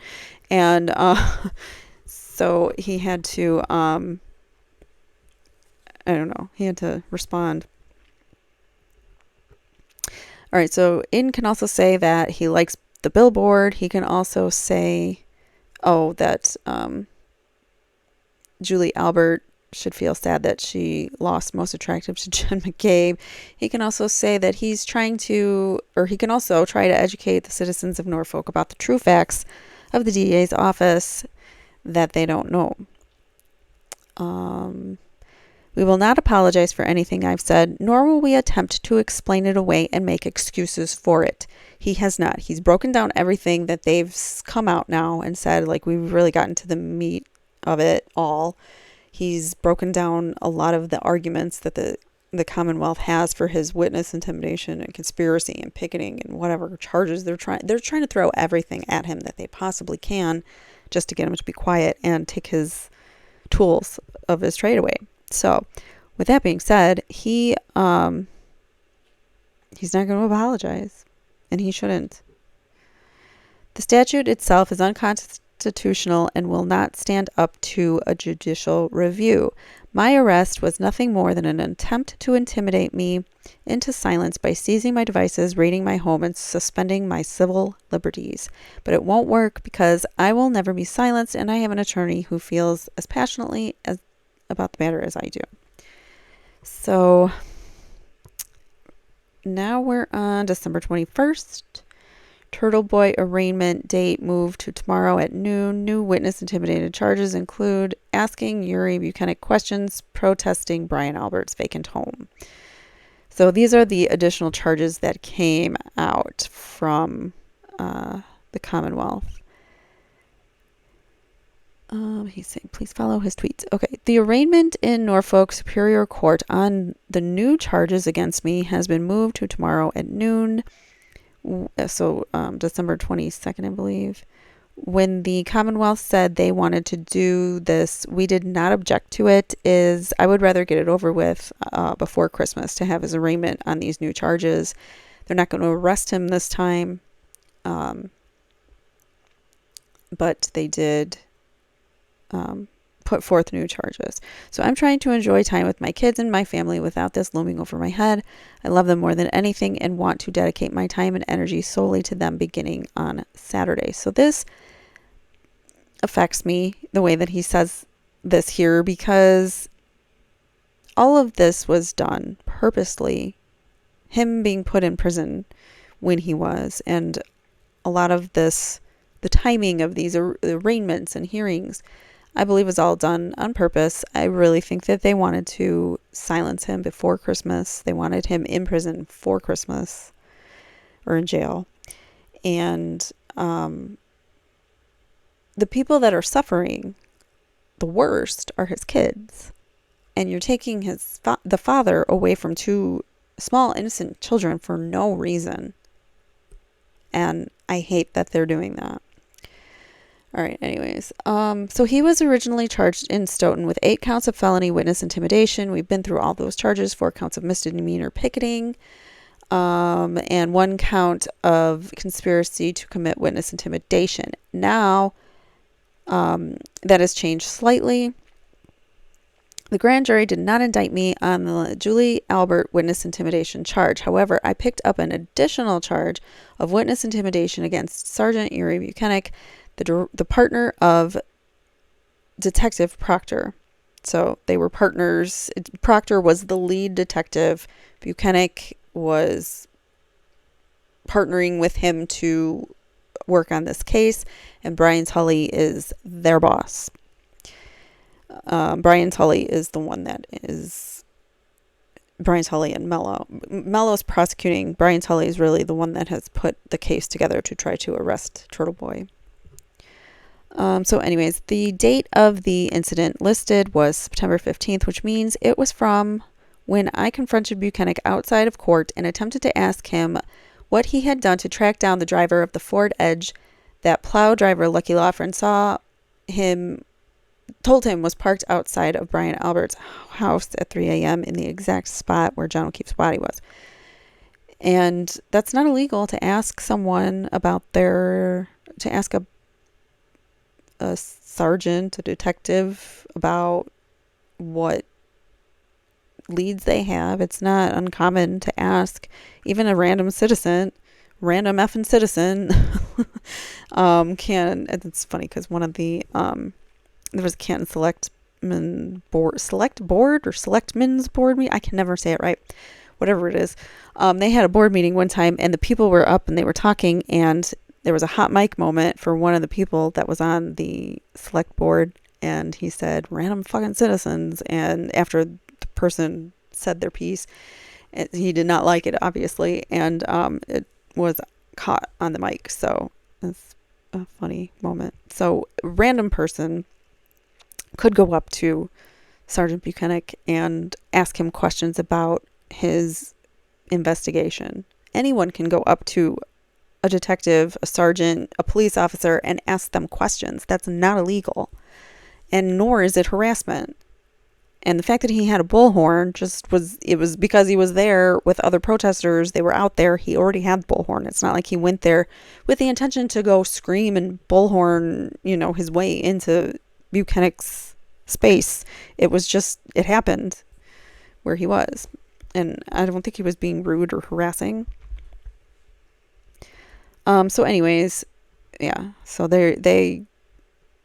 here's the part from Lucky Lawford's deposition with, or interview, not a depo, an interview with, Sergeant Buchanan about the Ford Edge. Why hasn't that been looked into? Obviously, this is concerning because the police seem more interested in investigating a journalist than investigating the unalivings that they've been assigned to investigate. On the way out of court, I attempted to ask him about this, but he had no comment. I, along with dozens of other people, exercised our First Amendment rights after that in sharing our opinions about the type of person he is. You're allowed to tell detectives, I don't like you. You suck. You're a pig. Whatever. I mean, I don't condone calling police pig or whatever, but you're allowed to say that. And I use that example because he uses it here too. He states, you are allowed to call police officers losers. You are allowed to call corrupt police officers pigs. You are allowed to call them a disgrace. You are allowed to give people nicknames, such as calling someone that word. He doesn't pronounce his name correctly, so, but I'm not going to repeat it because their last name sounds like an sexually explicit term. It is perfectly legal to use foul language while doing so. Some may find that offensive, but the First Amendment protects offensive speech, and it's not against the law. The First Amendment specifically, and more importantly, protects offensive speech.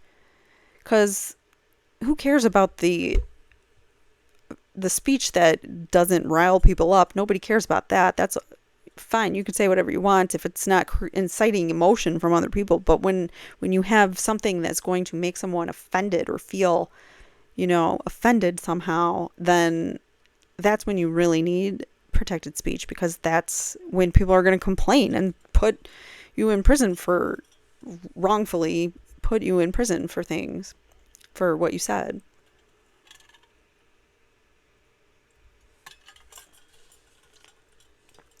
All right, moving on.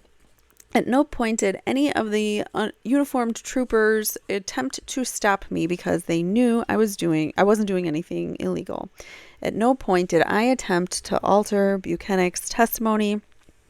At no point did I attempt to cause physical, emotional, or economic harm to Buchanan.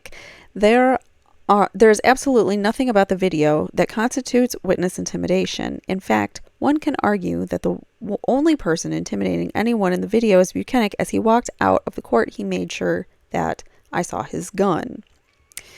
Not only that, he also drove away with giving them the finger. So if that's not protected speech, I mean, it is protected speech. Giving someone the finger is protected speech.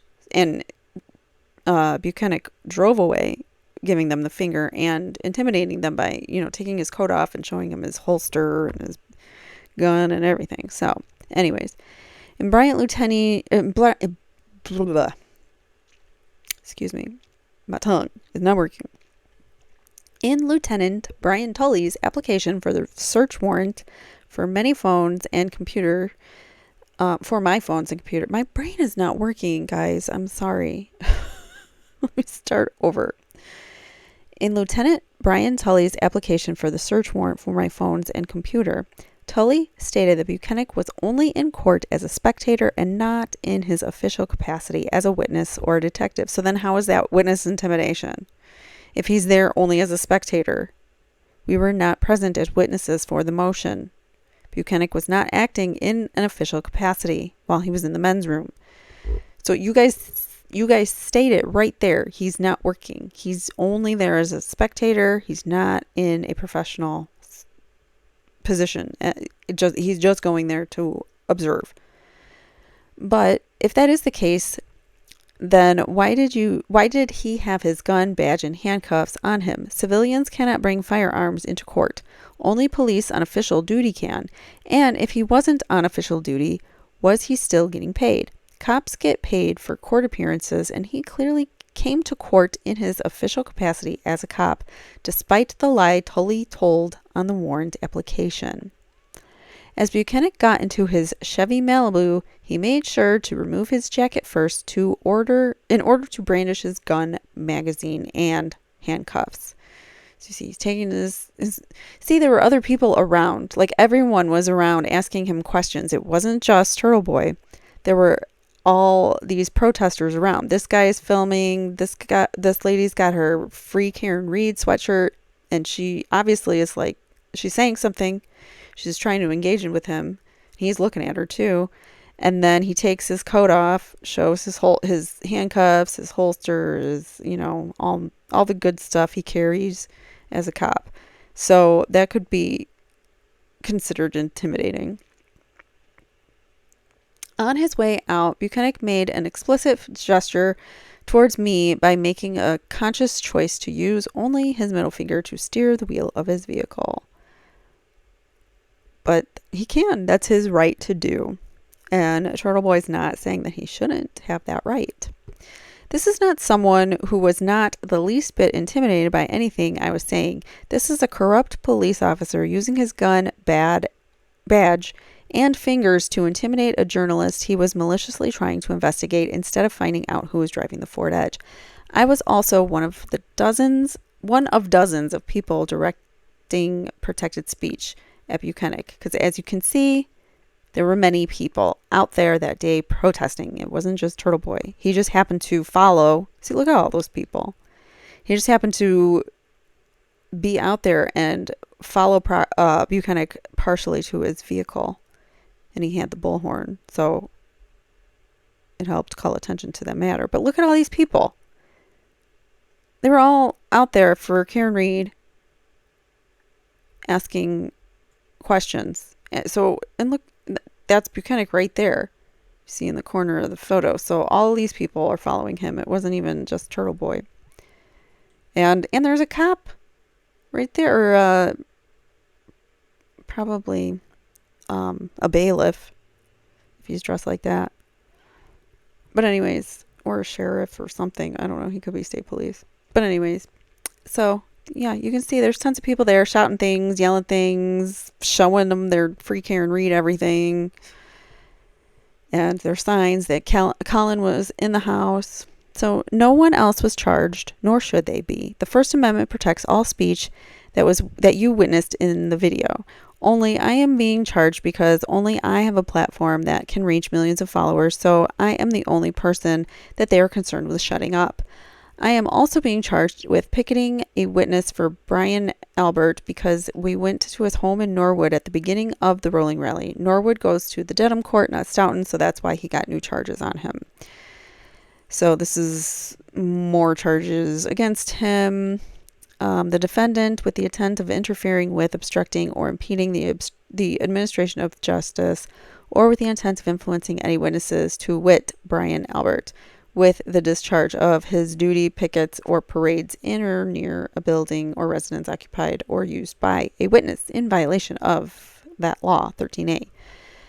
But remember, that law, 13A, is pretty unconstitutional, and Tim Bradle's going to be trying to work on changing that law.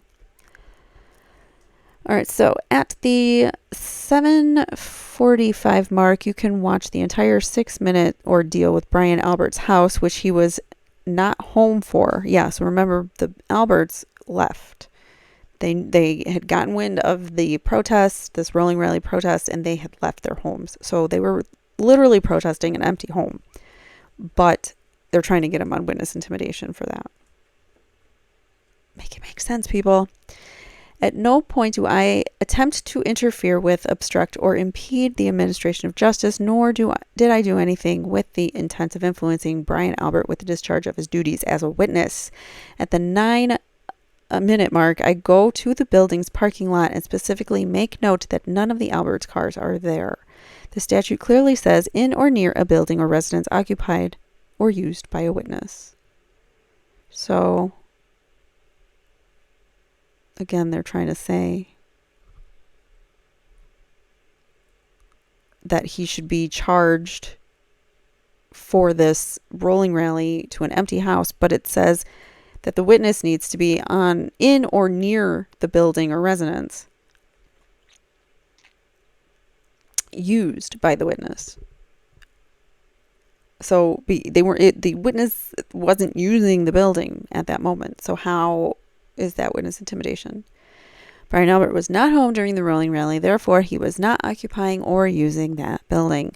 Finally, I am being charged with conspiracy to commit witness intimidation against Elizabeth Proctor and Michael Proctor. This is a retaliatory charge for the September 25th article I published, which accurately reported that Jennifer McCabe's car was seen parked outside the Proctor's house at 6 p.m. and that both of the Proctor's vehicles were in the driveway.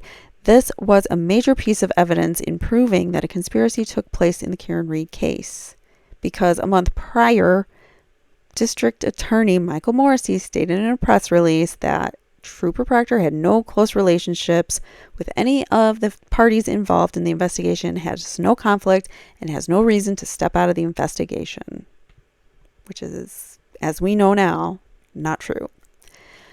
My reporting proved that Morrissey, who is under federal investigation for corruption, intentionally lied to the public about the close relationship between his lead investigator and the star witness for the Commonwealth.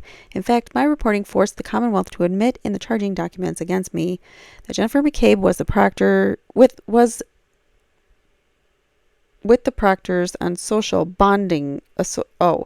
That the meeting with the Proctors was a social bonding visit.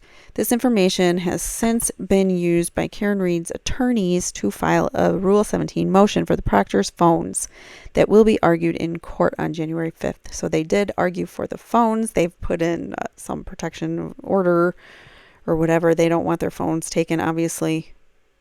And there might be evidence on there that may implicate them in the knowing and unaliving of John O'Keefe.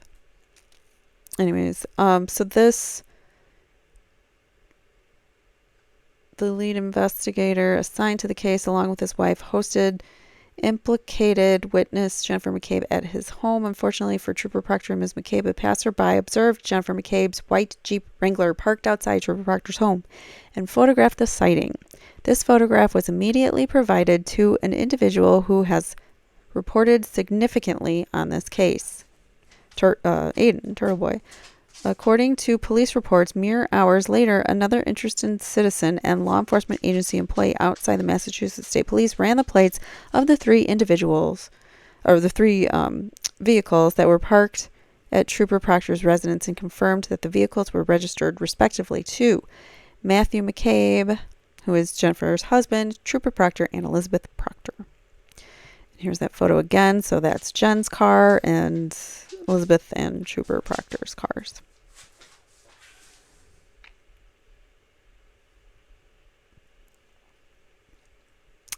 And this is a picture of Jen McCabe,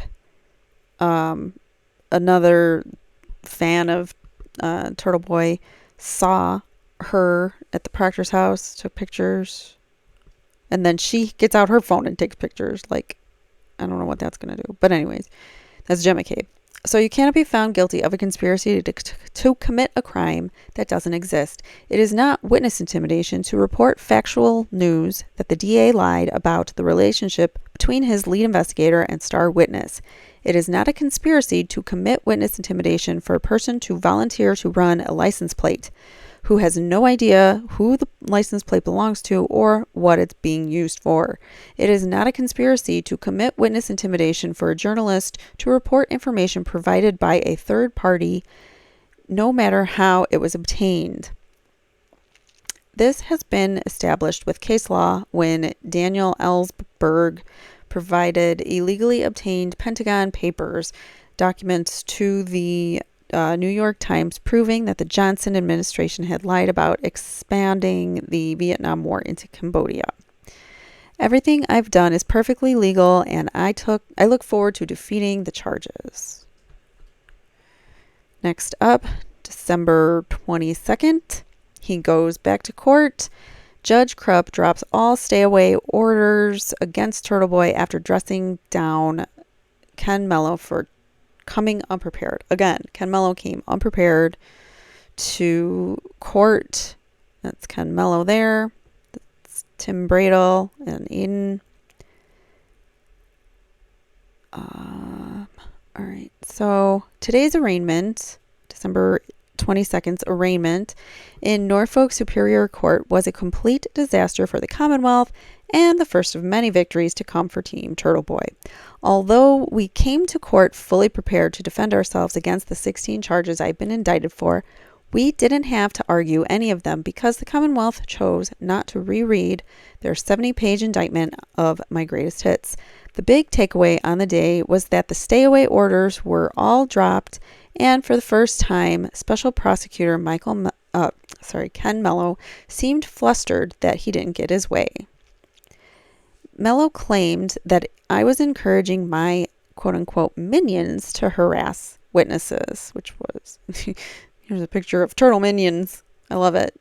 I love the minions, and I love the turtle minion even more. He's really cute. All right, so the fact that he would degrade our followers as if they were mindless idiots blindly following the leader instead of the thoughtful, intelligent, and civilly engaged citizens that they are speaks volumes of the disdain for the free Karen Read movement and its supporters. And somebody did a funny meme about he's just podcasting menacingly over there. All right, Mello brought up his concerns that he believes Turtleboy violated the conditions of bail which he provided in a video to the court. This is disingenuous way for the defendant to encourage others to harass witnesses and picket in front of their homes, etc. This is the video he was talking about,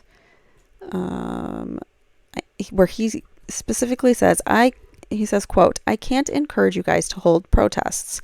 But I saw someone post last week that we shouldn't hold protests. Aiden wouldn't want us to. I am not saying I want you to. What I am saying is you don't speak for me. Don't put words in my mouth, especially when I can't speak and respond. I think everyone knows the type of things I support and I like. For instance, I like how these people are going to Board of Selectmen meetings. I like that that's happening independent of me. If I were to be prevented from going to D&E Pizza and couldn't hold protests anymore, and all of a sudden the protests stopped, who would like that? Who wins in that situation? Use your head." That was his quote. So he's clearly not telling people to go out and protest. And even if he was, so what? He can tell people to protest. He can tell people to go out there and express their First Amendment rights. All right, so I couldn't be more clear. I am not encouraging anyone to hold protests because I don't want to do something that could be construed as indirect contact. I just don't like it when people speak for me. However, I do enjoy watching people protest without me because it proves that this whole thing isn't just about me. As my attorney pointed out, Mr. Carney has a First Amendment right to encourage people to exercise their First Amendment rights. He can share his views with his readers or his viewers, and they can do what they want. He's allowed to encourage them to speak out against what he sees as corruption, what he sees as mismanagement of the Karen Read case, etc., etc. This is exactly why the stay-away orders were so problematic to begin with. We knew that the Commonwealth would take my words out of context and present them to the court in bad faith in order to have me violated and sent to jail for 90 days, to have his rights violated, yes. As soon as those were in place, I had a cloud hanging over my head.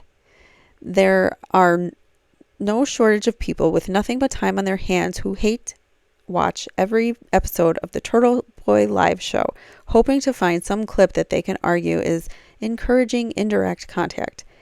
They all have Ken Mello and Brian Tully on their speed dial, and there is a group of people that do. We already know that, and they've gotten his ex-girlfriend in on that circle of people now. All right, so luckily, as a result of Ken Mello's ineptitude, there are no stay-away orders anymore. That's because Rule 58, which applies to district court, allows the judge to put stay-away orders in place against defendants, but Rule 57, which applies to superior court, does not allow judges to put stay-away orders in place. In other words, by indicting me and moving the case up to from district to superior, they threw it up to superior and said, you deal with it. Superior Court, Ken Mello accidentally restored all of my First Amendment rights. So who's the minion now? Ken Mello was like the kid who didn't do his homework but tried to read his book report to the class anyway. Mello says, perhaps language that because Mello didn't even have like a recommendation of what should take place. He didn't even recommend like you should put a stay away order or you should put some kind of restraints on him, whatever, and here's the parameters. They didn't even have that. He was like, Judge, you have authority to do whatever you want, so you can just do it. But do what? Like, I don't even know. The judge is like, I don't even know what you want me to do. So, all right. So Mello says, perhaps language that encourages others to do so. So perhaps give him some language, or language. I'm sorry. Let me finish the quote. Perhaps language that encourages others to do so. Maybe not even mention the names of the victims that appear here. If you see it, you know what it is, but it's hard to define it. So he's trying to get some kind of restrictions put in place so that Aiden can't even talk about these 8 people or however many witnesses there are. So Cvr-Up, the judge, was like, under what statute do I have the authority to compel Mr. Carney to stay away and have no contact with the victims? Because they don't in Superior Court. Mello says, Your Honor, it's common practice, Cvr-Up. I'm not talking about common practice, Mr. Mello. Mello, fashion some kind of order preventing the defendant from going online and encouraging his follows to continue the intimidation. Cvr-Up says, what do you want me to say? Mello, that he should not encourage, intimidate directly or indirectly to have his supporters approach witnesses. And Cvr-Up says, that's what the district court is for. That's what they say. Mello says, I don't believe it precludes this court from doing so. Cvr-Up says, do you have a case that says that? Because he didn't even come with any case law or anything. That's what you're supposed to do. Like, here's why you should do it this way, and here's the case law as to why I think you should do it this way. And they didn't even do that. So, where was I?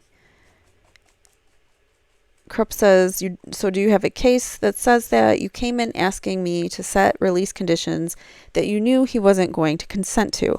I'm looking for some authority that you might have indicating that I have the power to do that. Mello threw up a Hail Mary when he asked the judge to impose a $1 bail and said, ask that he be ordered to obey all laws. That's a quote from Ken Mello. And Cvr-Up said, I don't have to order him to not commit a crime. He knows that if he commits a crime, he'll be back in front of the court in quick order. You'll make sure of that, Mr. Mello. I'm sure. And Turtleboy loved that subtle jab at the end. We know you're a whiny little minion who's constantly in here looking to violate him because you're Chris Albert's bitch and he told you to do so. That's Turtleboy's impression of what that meant. Here's the thing, Ken. No one is allowed to commit crimes. It doesn't just apply to people released on bail. Truth be told, I would have been happy with a win or a loss today. You can't overturn the unconstitutional statute if you don't get to the Supreme Court. And you can't get to the Supreme Court if you don't have a loss to appeal. But I'll settle for the complete and total victory of having my First Amendment rights restored. And it was an early Christmas to watch Ken Mello get dressed down like that. This was the first of many victories to come for me, not only me, but for the dispatcher, Janelle, who is the one who looked up the license plates. They're charging her for witness intimidation or conspiracy or whatever. I don't know, probably both. And then for the Canton 9 and for Karen Reed, he says. So I'm going to leave it on that note. Leave it on the high. Was stoked. Oh, look, there's Tom CPU back there. So he left court on a high. He's all smiles, him and Tim Bradle, coming out of the courthouse from this particular hearing, the 22nd of December. I'm going to leave it here for this particular episode. This is Aiden's response as to all of the charges against him in his own words. And in my next episode, we're going to go through like the Turtle Diaries. He's been doing journals from prison, and we're going to go over his arrest, what led up to that, how that happened. I'm going to go through a little bit of that in his own words also. And I'm hoping to keep that down to a one part episode, just because I want to try to confine it. There's a lot of drama, and I don't want to throw in all the drama, but you can't avoid the drama when it comes to this case, because there just is so much drama. I wanted to keep it like all of the court filings and stuff, but I do want to get Aiden's perspective, because he's the one that they're trying to silence, and it's good to give him a voice now in this moment when he can't do it from his platform. So although Brian from LTL True Crime, Let's Talk Live True Crime, was been him and the Glare have been hosting streams for his show. So his channel is still going, even though he's not there. We're all trying to keep up the Turtleboy message, even though he's not here. So I think it's really important that other people have picked up the torch where he left off, because he can't speak for himself at this moment. Although he is speaking for himself in the journals and things like that, but he doesn't have the access to talking to his people like he used to on lives and things like that. We only have his blog now, which, according to Ken Mello and Tully, is just a blog. He's just a blogger. But in every blog that I just read to you, is he not reporting on the case? And he's also giving his own perspective, because now it's become personal. Now it's about him. But before, he was talking about the Karen Reed case. It wasn't about him. It was about the people involved in the Karen Reed case. And then it got personal, because they made it personal for him, because they had to try to silence him. At least that's my opinion as to why he is sitting in prison. So what do you guys think? Let me know in the comments below. Thank you so much for sitting through all this with me. I know there's a lot, and we still have a little bit more to get through regarding Aiden. And then we'll get to the Canton 9, I swear. And then we'll be pretty much caught up, and we can just do updates from then on out. But I think I laid out this. I like to look at things in a chronological order, so I'm hoping that my organization of this particular trial and the way that I've laid it out and presented it really is helpful, because I like to look at things in a chronological order. So we'll do that next time after his win in Superior Court or Supreme Court, when he got the charges, or the stay away orders dropped. I'm getting on an angle here for some reason. He got the stay away orders dropped, and now he's able to talk to the quote unquote witnesses, and we're going to go through some letters that he's writing them currently right now in his blog, and his prison diaries, which I think are really interesting. So we'll get through that in the next couple episodes, and thank you again so much for being here. Don't forget to like, comment, subscribe, and let me know what you think in the comments below about this case, what's crazy about it, what really piques your interest about it. Let me know.